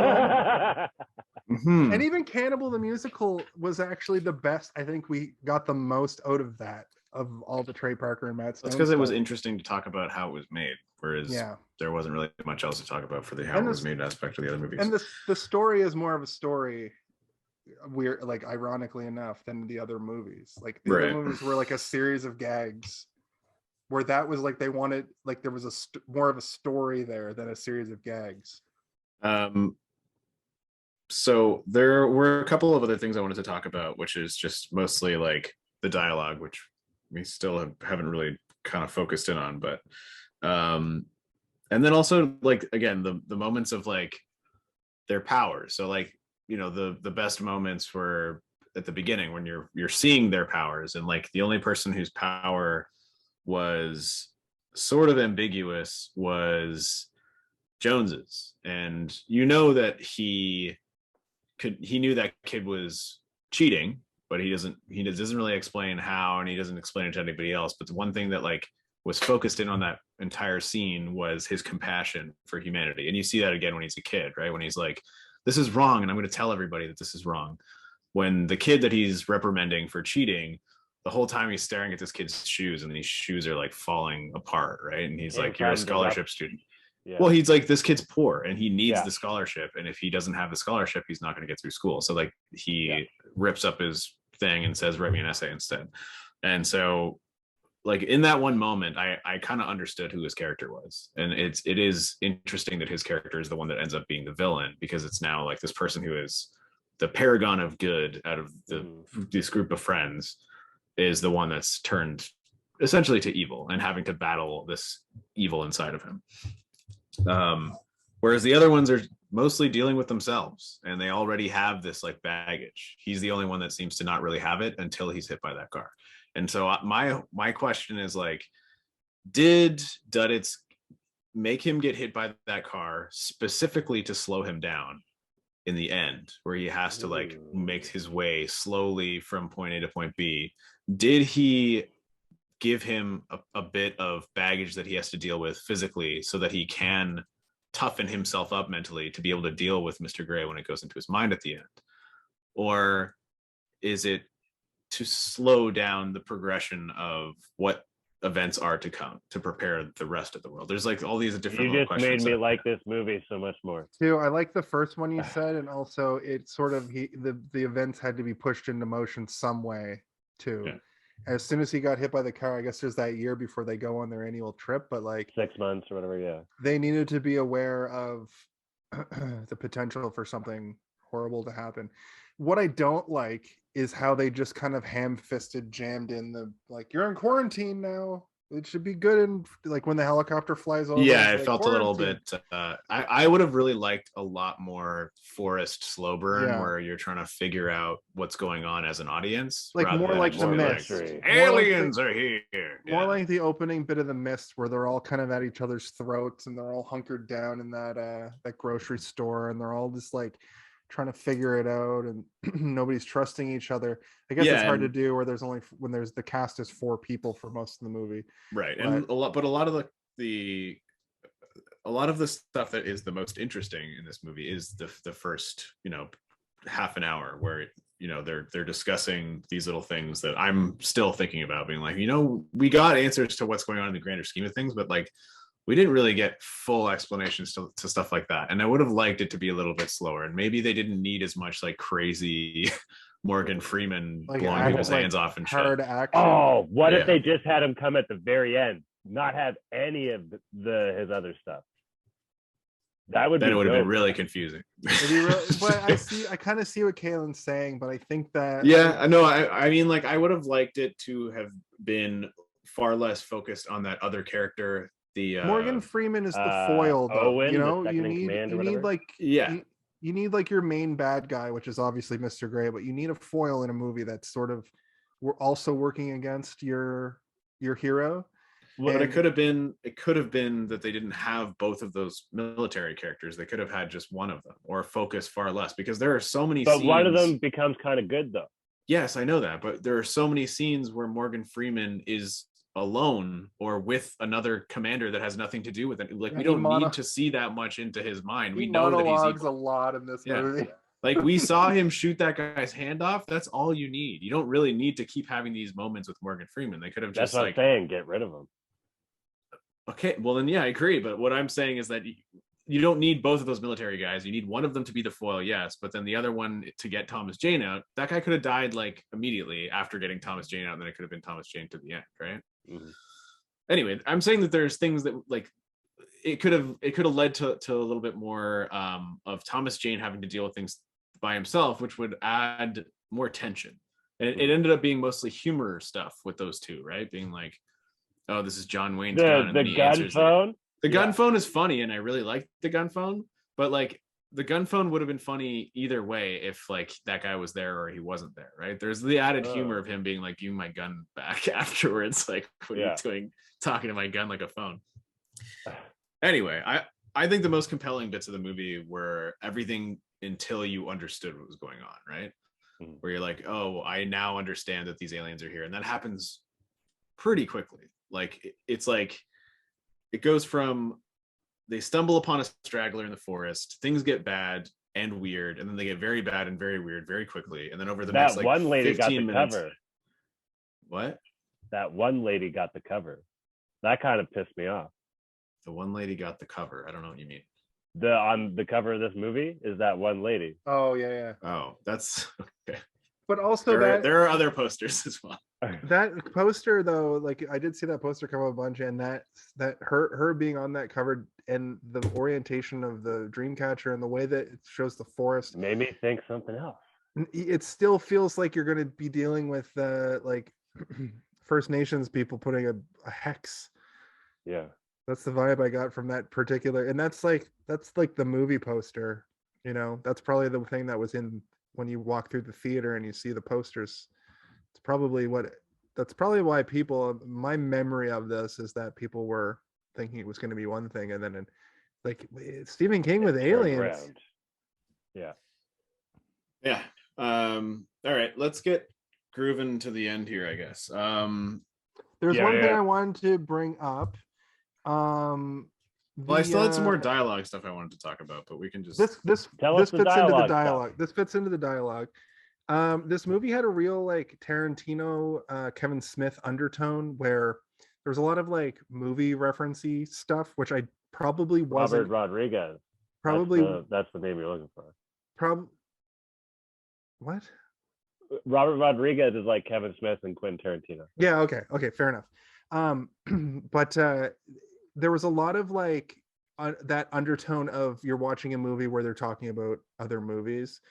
And the biggest one was that scene where they're sitting around the table and he tells the story about how like, you know, they never talk about the nitty gritty in movies. They always show like the nice part of things. And he tells the joke from that. I'm not going to do the joke. It was basically, he talks about his bad breath. Where's your cat? My mouth tastes like cat shit or whatever. I like how Jason says I'm not going to do the joke, and Kaylin immediately rolls into doing the joke. But the other one that I wanted to notice is Morgan Freeman basically looks at the camera and says, "I'm too old for this shit," but he says it in like, "I'm too old for this shit" or whatever. And I'm wondering, I'm pretty sure if I was to guess, that wasn't in that stuff isn't in the book. That might be a Stephen King direct. does that a lot in books, man. He references Pop he culture? he makes pop culture references all the time in books. Nice. So I wouldn't be surprised if the monster is called Ripley, and then they're like, he's like, like those alien movies, and it's like they named it after the movie Aliens, and That it's like badass I kind broad. of like that. I'm like, yeah, that's I pretty like cool. it. I like it as well. But It makes it more authentic. it's interesting. Makes me that feel they like did I'm in that. real life. Like aliens are real. I just like movies that But are. we would do that though. Like we talk, you know what I mean? Like when you're in a setting, Yeah. you would quote other things. Well, our whole podcast is like a conversation in a Kevin Smith movie where they're trying to, like in Clerks, where they're trying to figure out if when the thing turns into rock, is this cock rock, or is the Hulk's dick a giant green Look how Hulk long dick? that looks. Yeah, that's all. I just wanted to bring that up about the dialogue. Yeah, no, I had that note as well, that there's lots of movie references. My favorite being the one that the name of the red shit is Ripley. I like that's kind of cool. There is a good moment, like I was saying to Kaylin when you had walked away there for a second. There are lots of corny bits of dialogue, but they're very scene cappy, where like it caps the scene perfectly and then cuts. Well, like, last night they must have. That's like the beginning of a scene. That's how it starts. I know, fair enough, but I can't stop. You're like undermining the point I'm making by saying the same blowjob joke that you've said 4 times already. Someone needs a blowjob. Like there's one part where he's explaining to Thomas Jane that he has been thinking a lot about Duddits lately, and then they have this back and forth conversation. He's like, "You believe me, right?" And he's like, instead of like him saying anything, he just says, "Well, yes, sir, I do." Like he like completely believes him 100%. And then he asks him like, "What do you think it means?" And Thomas Jane, as though you're ending chapter 1 of a book, says, "Well, maybe there's more to the story that we don't get yet." And then it like cuts this, and I'm like, oh, what a nice way to end a scene. Spooky. I like it.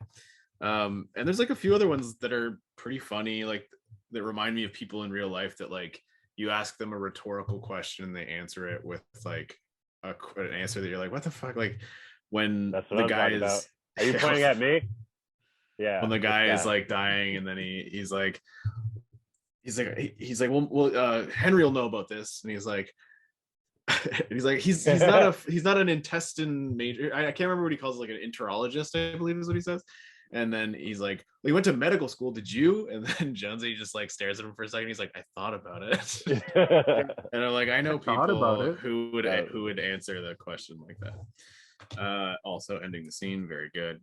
And then did you guys notice that like star wipes just started coming, like Star Wars style I was wipes? just getting to that note. Halfway through the movie, once the aliens show up, they start doing Star Wars, yeah. Star wipes like to the left.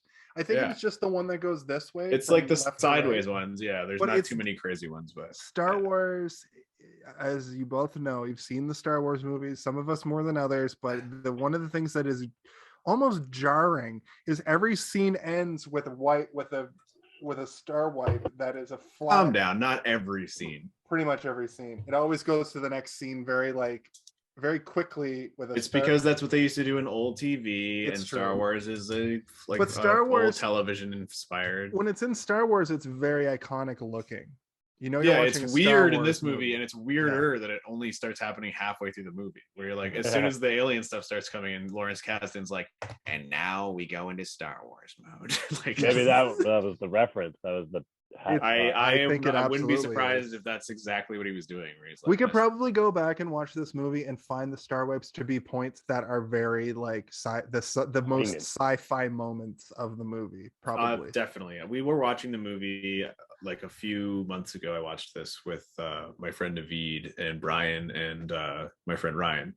And as that first Star Wars wipe, me and Naveed both went, "Whoa, Star Wars!" Like we both just like screamed it at the top.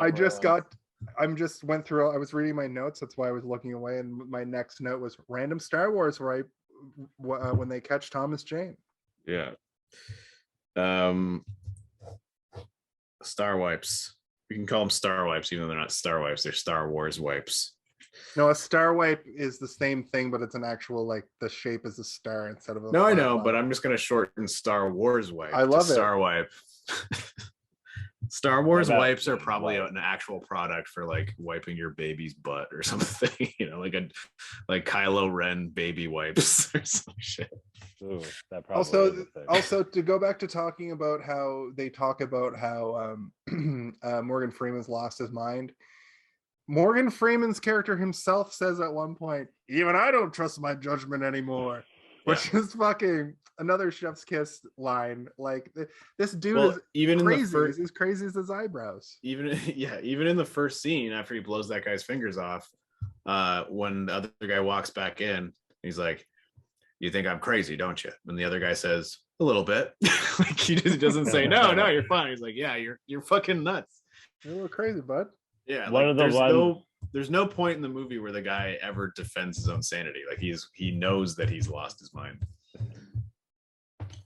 One of the But ones he's that got a job to reminded do. me was when Jason Lee's character is trying to remember, what's that actor's name, Reefer Sutherland or whatever. Yeah. Oh yeah. Oh, Kiefer. Kiefer Sullivan. Yeah, there are times when you watch movies like this where it's like groups of friends and you're like, which one would I be? Like, you watch it and you're trying to determine which one you are. I would be Jason Lee because my name is Jason and I'm a wisecracker. I think I'm a wisecracker. I think that the implication for his they never mentioned it and I was waiting for it, but I think the implication would be that he needs the toothpicks because he's an ex-smoker and that's why he needs them so bad. Yeah, it's like a stress thing. And that could have been one line to make that a little bit more impactful, that he dropped them. Because when you're stressed out and you need to smoke and an alien's trying to climb up your butthole. But the thing is, like, I think that the implication is there to the point that I understood that without needing him to be like, I really wish I had a cigarette right now. The fact that I thought of that, and they're clearly like, you know, they're 30 years old, you know. Yeah. Ask any 30-year-old if they've smoked in the past or if they're still a smoker and they're like dealing with it. Yeah. Kalen's literally vaping right now. Just that's us bringing up that Kalen's like, hold on, let me get some tobacco in me, some wacky tobacco. I have to go to the washroom. I'll be right back. I'm so sorry. Okay. Don't be. You stuff your stories in a sack. Me and Kalen are gonna sit here and just stare at each other. I mean, that's like a good 2 minutes of good watching. Does this look like my screen froze? When you don't move, yeah, it does. I thought this movie was trying to tell me something by having Duddits call him Mr. Gay and have the aliens be butt monsters. See, you guys were talking, I think you brought that up in the group chat, and I was trying to, so it's funny too, because several days, you watched this last week, and I was sick, but I was looking at the group chat, and I was like, what the fuck are they talking about? Is this a comedy?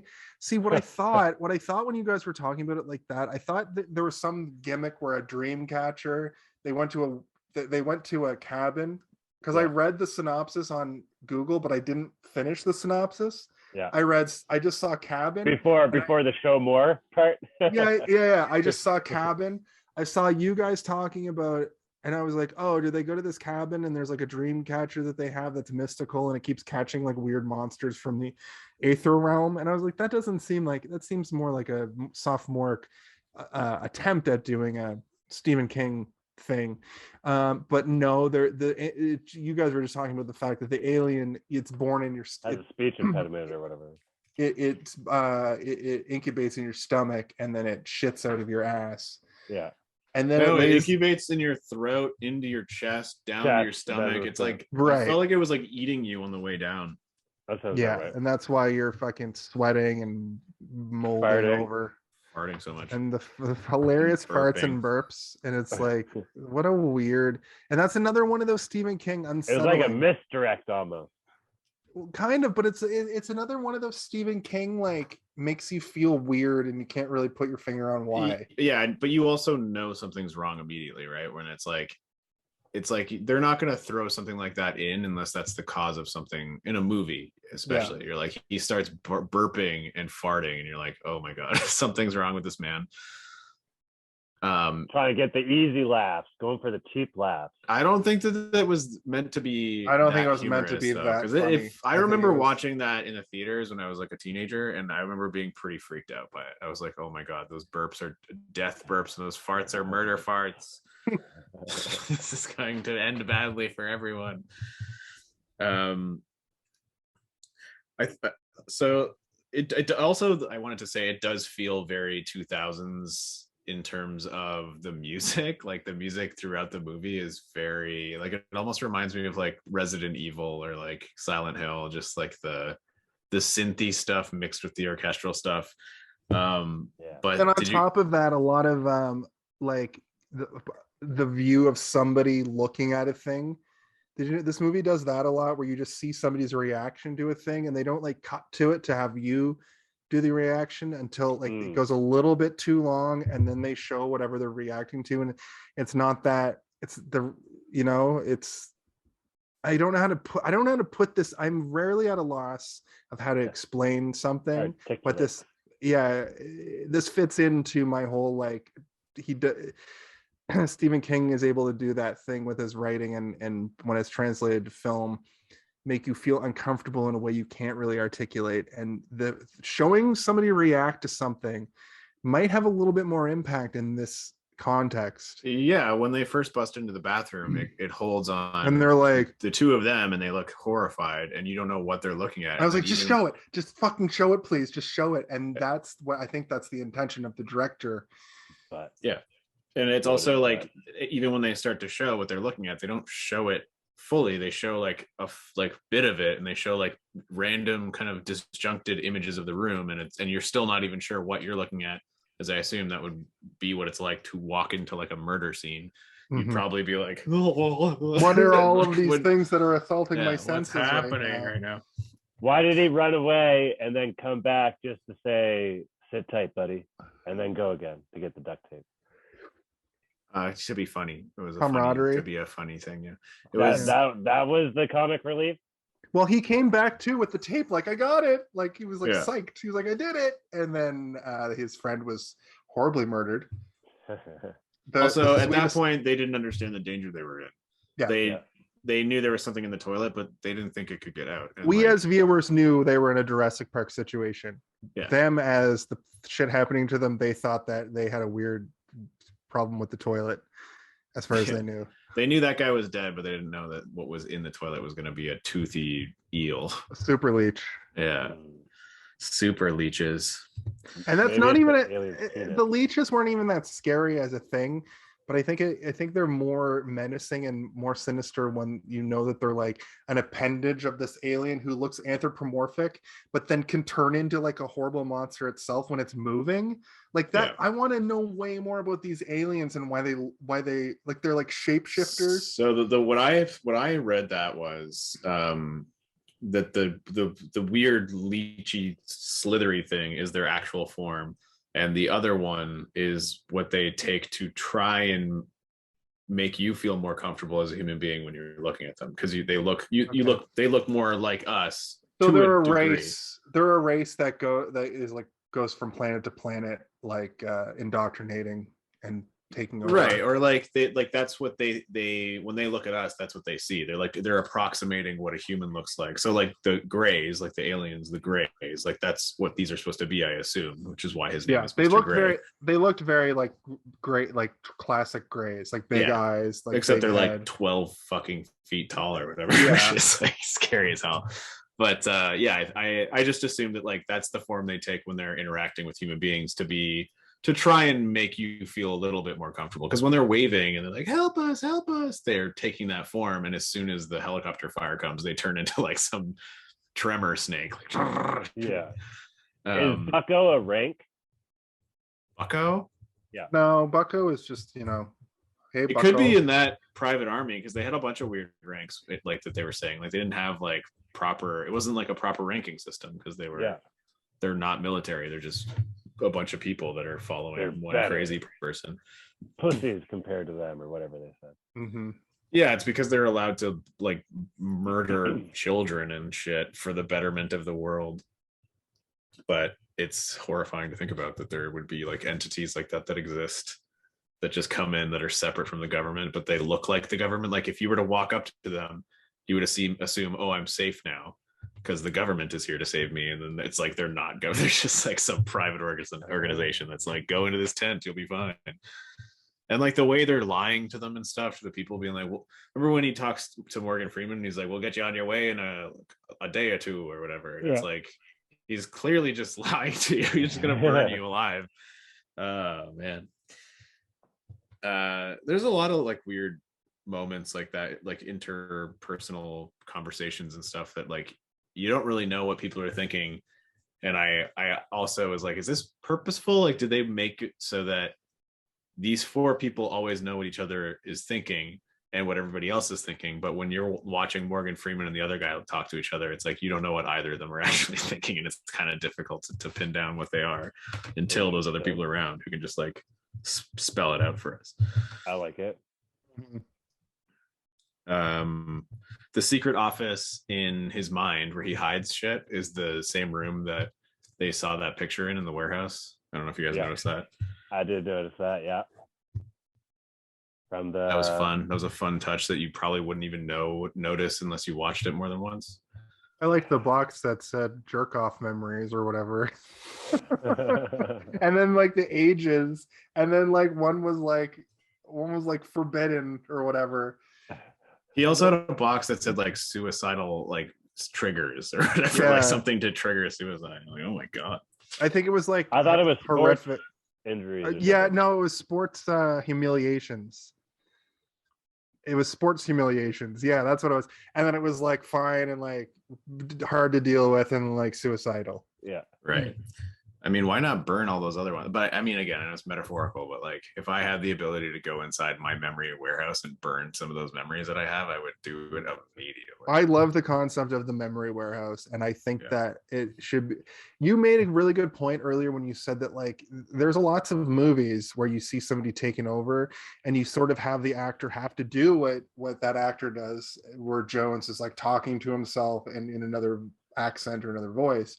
But to actually have a tangible representation of him going to another plane of consciousness and looking from inside, like it's looking out a window. It's a really cool way fun. And it also like the set design of that warehouse was very cool. It was very fun looking. It reminded me of like Harry Potter or something almost, you know, like it has like this sort of fun design to it, like this very over the top stylized spiral staircases library look to it, but it also was like super industrial and like the floors are made of like iron wrought, and it was just like, it was good. All of it was very visually appealing to me. I was like, I like this memory warehouse and I'd like to have my own. I would like to go to my own memory warehouse. In fact, I'm going to start remembering my memories that way. Hold on a second. I'm accessing memories in my memory warehouse. Clink, clink, clink. Oops, I kicked over a porn box. Oh god, there's porn everywhere. There's porn everywhere. That's the weird stuff too. And I jizzed in my pants. And you jizzed in his pants. I wrote down him having John Wayne's gun is fucking dumb, but I also think it's funny. You know what I thought was dumb? What?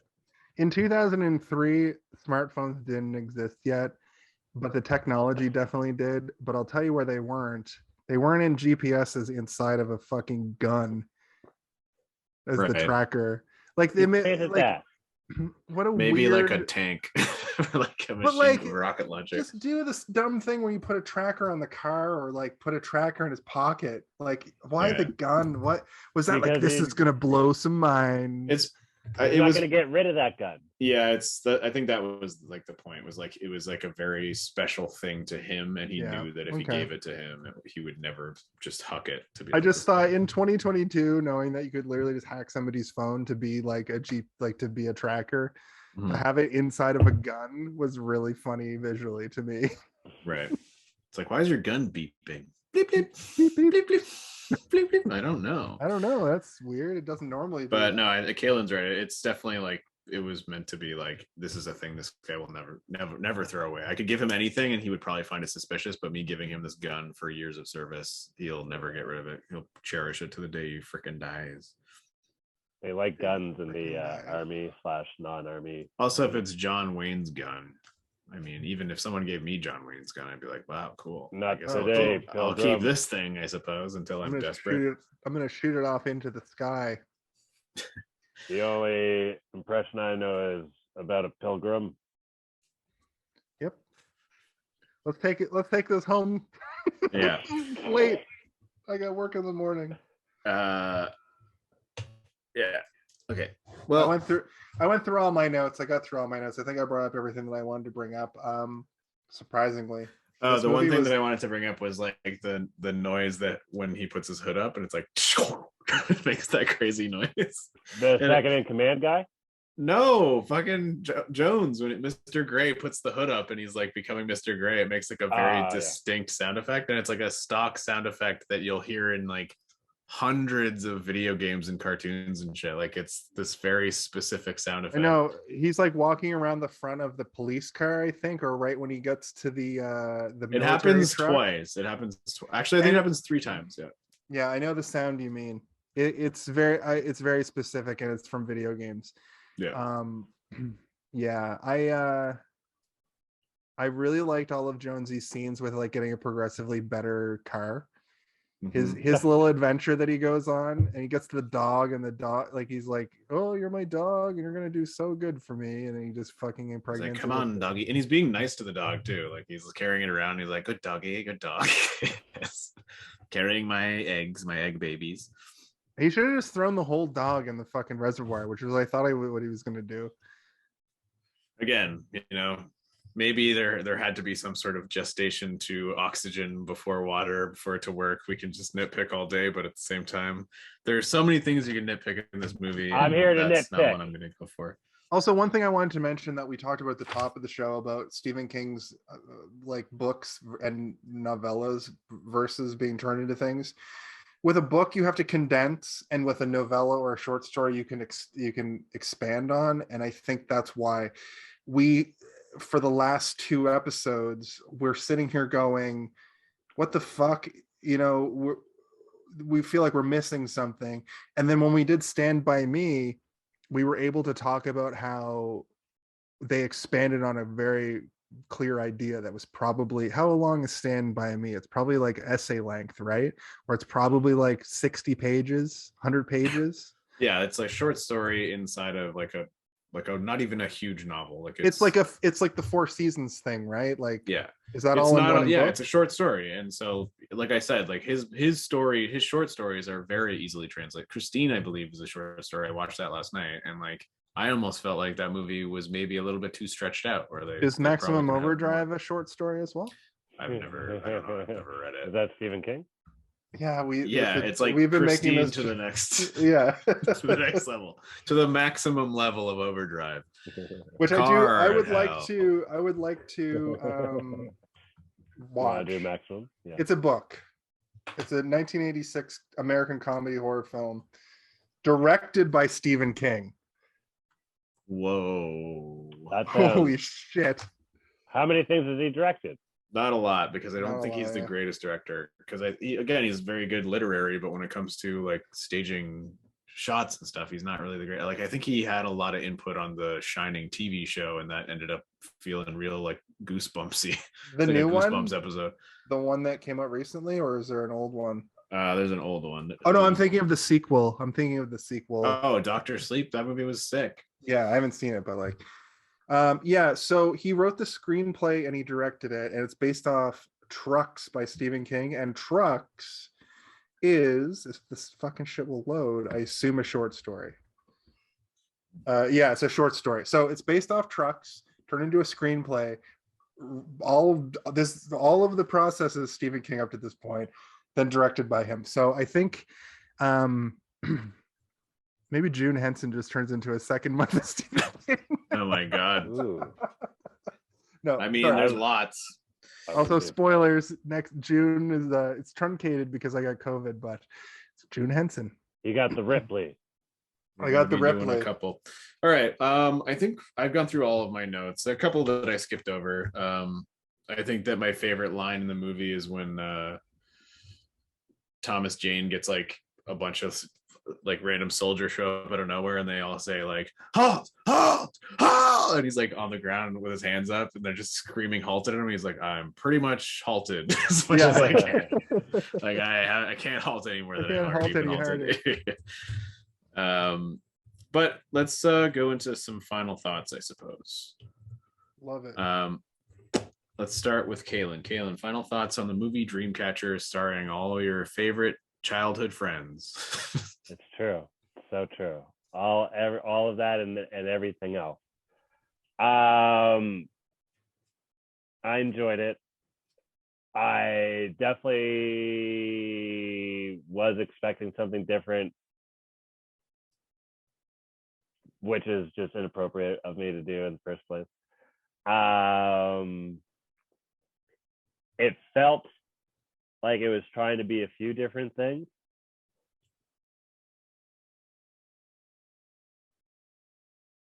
Which I don't know, like in the moment, like thinking back, like it's again, like getting to talk about all these different things was enjoyable. And also some of the points, some of the different perspectives that you were mentioning about, oh, maybe this was like meant this or whatever kind of thing, made me like it a little bit more for sure.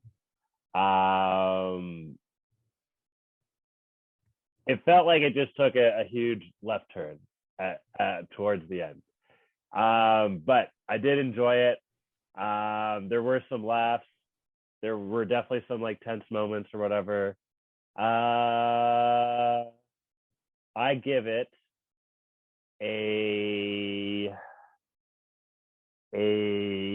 what do I give it? I give it an exploding butt monster out of almost getting your dick bitten off by an exploding butt monster. Perfect. That's perfect. That's exactly what I give it. Okay. I don't know if it was ever fully. He didn't, right? Timothy Olyphant saved his business. He looks down and goes, bitten so I don't off.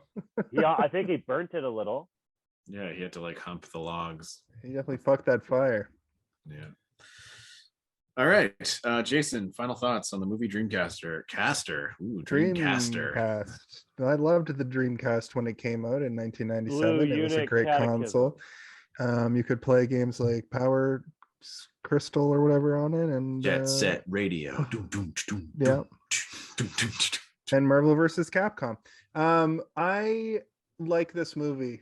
I liked talking about this movie with you guys. I think this movie, like I've said during the probably last week and the John Carpenter month, this encapsulates the spirit of hey, did you see this one in spades?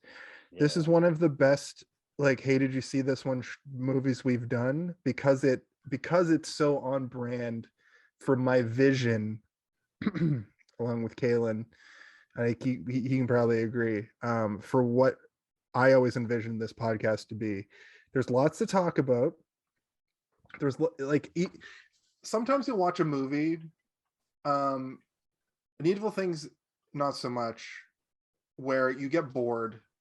I wanted to bring up Needful Things because for a second I thought maybe that's one of those, but no, I want to see what happens next. And this isn't necessarily I want to see what happens next, but the story, the composition of the story, even though it's wacky and it's sci-fi and it's action and it's horror and it's all these weird genres mixed together, it makes sense as a movie. I wish it was 2003 and this was brand new and I was my age that I am now, and I could go see this in theaters as a new concept. I wish that I had gotten into movies this way when theaters were still a thing that I went to all the time, because I now want to go see weird movies in theaters. And I feel like I missed it on that opportunity, at least for another probably year or two before I truly feel comfortable going to see movies in theaters because of the pandemic. And this has actually inspired me to watch more just like weird pseudo horror movies that recommended to me. When somebody's like, hey, did you see this one? I'm gonna be like, yeah, I have a podcast called that. Maybe I'll go watch it. But my point is I really enjoyed this thing. I think this was a good choice, and I wish that I had watched it last week, because if I had, in my like COVID stupor that I was in, I probably would have rewatched it and gotten more out of it. But I was incapacitated. I couldn't. You can still kind of hear it on my voice, but solid 3. I think you didn't think of solid 3. It does have a lot of problems. It is kind of whack. It is kind of, the dialogue at times is like, what the fuck? Somebody had to write this down on paper and then get multiple people to read it and be like, yep, put that in a movie that goes in theaters. Also, it's a film, because there's no real car chase and there's no explosion as far as I can forget remember. about your rules. My criteria, but that's good, because films are better than movies. There's a snowmobile chase or whatever. There's kind of a car chase. Kinda. There's explosions. They blow up the spaceship. I mean, Jonesy crashes almost every vehicle known to mankind. Okay, let me back it up. I forgot about the fact that Morgan Freeman comes in guns ablazing, and chase. Tom Sizemore. Okay, never mind. I take it back. I forgot about all that. It's a movie. It's a movie. Not a film. Not a film. There's no mumblecore between Jason Lee and a love interest, so it's definitely not a film. Which would have been the kind of movie that Jason Lee would have been in at the time, and he kind of dies before all the action starts. So yeah, I think you're absolutely right. It is a movie, and it has some of the best movie moments ever, including a man playing a mumbly high school or university professor versus an imperial commander from the Star Wars series. I see. Hello there, Jonesy. I see why you have a connection to this movie, because you're gonna see when we watch Stay Tuned, which I brought up last week. You're gonna see why I have a weird, like, it's not a good movie, but it's a weird fucking relic of my past that you guys are going to be like, oh, okay, I can, you may or may not. This isn't one where I'm going to be like, you're definitely going to love it, like I did with Team America. Like, you're definitely going to go back. I wasn't even sure that I was going to love this movie. Like, I brought this up because, like I said, a lot of the visual elements of this movie stuck with me for a long time, to the point that when I was making the list for this month, I was like, Dreamcatcher is one that I remember seeing, and I remember enjoying it in theaters, and I never really watched it again. And it, like, there's just these images that stuck in my brain for my whole life for some reason. What's the first image that pops? The weirdly enough, the end of the movie when Duddits like turns into that weird sort of kangaroo looking other alien. Mm-hmm. Where like, were they not the same species or whatever? Like, he just didn't like what they were doing or something? Or I think they were supposed to be the same species. I'm pretty sure they were supposed to be the same species. Yeah. Like, they didn't look that different, but I don't know. I just want to interject. This movie has a 28% on Rotten Tomatoes and a 35% on Metacritic, but it has a 5.5 out of 10 on IMDb. So, like, it's all over the place. It's really all over the place. Like, it's not high by any stretch, but it's there has to be people that enjoy it for it to have, you know what I mean? So I think it's a couple. 81% liked this film of Google users. 6 people could have voted, right? But someone could have put a 1 and someone could have put a 100. You never know. Yeah. And the thing is like, I watched this with a group of friends a couple of months ago. Not out of preparation, but it was in when I was kind of vetting my list of movies, and I was like, I don't. This movie might be absolutely terrible, but I remember liking it as like a 14-year-old, and so we watched it, and throughout the movie we were ragging on it, we were laughing and we were making fun of it, and we were like, oh my god, rolling our eyes. But by the end of the movie, we all were like, that was bad, but it was like we all didn't. There was not a point where we were like, let's turn this off. Like, we all wanted to keep watching it. I was watching it going, this is objectively bad, but I cannot. And it's not even like a train wreck, like a car crash situation. It's that it's just it's palatable. I like sci-fi. I like horror. I like dumb dialogue.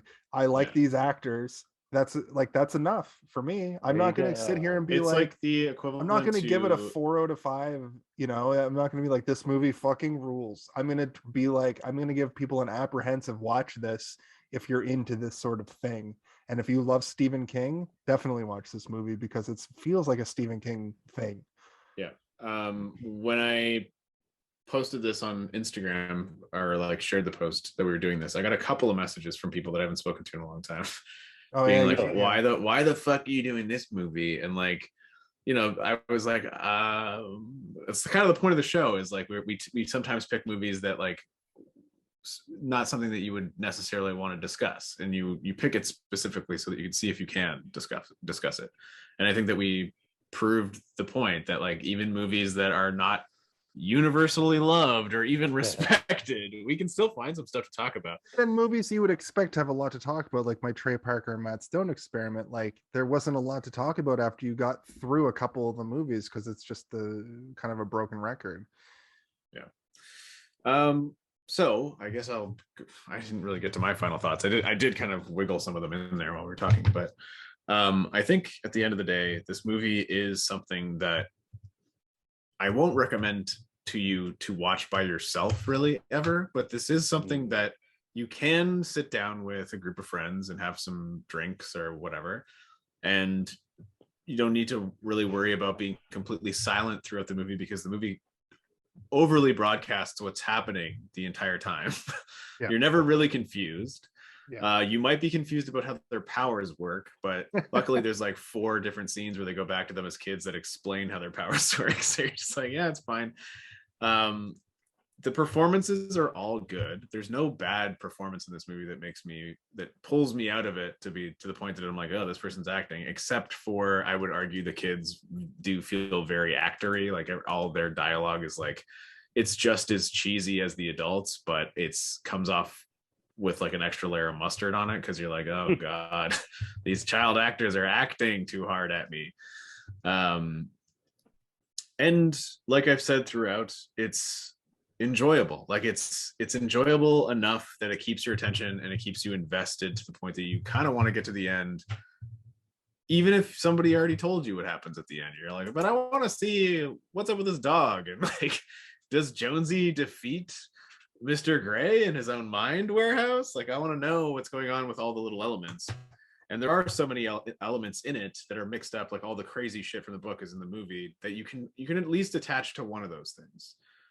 If you like the interaction between Morgan Freeman and his general, if you like the interaction between Mr. Gray and Jones, if you like Thomas Jane's adventures through the woods, like there are so many little things that you can latch onto that you're probably going to like at least one of those threads, and they go back and forth between them with such rapid succession that as soon as you start to get bored of one scene, it goes back to one of the other characters and you're able to like, oh yeah, I'm back to the person that I care about at this point. So yeah, I'm not gonna recommend this movie to anybody that has no interest in this genre or any of these actors or even Stephen King. If you don't like any of those things, then stay the fuck out of here. This movie's not for you. But if you have any interest in any of those things, then you'll probably like it in some capacity. You might give it a 3, you might give it a 4, you might give it a 5, but I am going to give it a burning Dreamcatcher on fire to erase all of Stephen King's appropriation of indigenous culture from all of his projects. I love it. 20 minutes, 38 seconds. Yeah. Give it a half a moldy Dreamcatcher out of a please stop appropriating indigenous culture as a spooky ghost. Yeah, I think that he's tried to stop doing that, but his works in Stephen King, his works in Doctor Sleep, he kind of like went to the well and he decided to like maybe dig a new well. He's like, oh, I don't want to go back to this well. I'll dig a different well next to this well. This casino is over top of a white people burial ground. A normal burial ground. Oh, God. I'm kidding. COVID. So yeah, I guess that brings us to the end of our second episode of Stevens, which is the month in which we watch all Stephen King adaptations. Stephen King. It's like that TV show Even Stevens, but more Stevens and less Evens. Yeah. We try to I hope you guys had at least a little bit of enjoyment out of this movie. I had more than I thought I was going to, considering it's been so long since I've seen it. But well, I wish I got to watch it with a group of friends. Yeah, well, we should do a watch party one time. We can do it. Yeah, we have the setup, and Yeah, like technology. honestly, we could be watching like there's stuff that we could just be watching together on Twitch that we're not gonna get zapped for because nobody fucking cares. Like we could watch old, for instance, commercials for old commercial. We could watch movie trailers I'd like to and watch react to commercials. them. Like maybe on Tuesday night we do a tight hour of watch a couple trailers and talk about it. We Right. can broadcast that all the Twitch, like the fact that we have the All the Zoom to Twitchers. Twitch thing. I'm going to get my own Zoom account, so soon we're not going to be tied to Steve's friends account. Right. Yeah. I I had my money. incorrect name up for the majority of this episode. All right. Well, I think that brings us to the end of the episode of Dreamcatcher. So I'm going to end the Instagram. So let me just go ahead and look Instagram directly in the eye and say, for Jason and for Kaylin, I'm Steven. For Kaylin and for Steven, I'm Jason. And for Jason and Steven, I'm Kellen. Hey, did y'all see this one? Hey, did you see this one?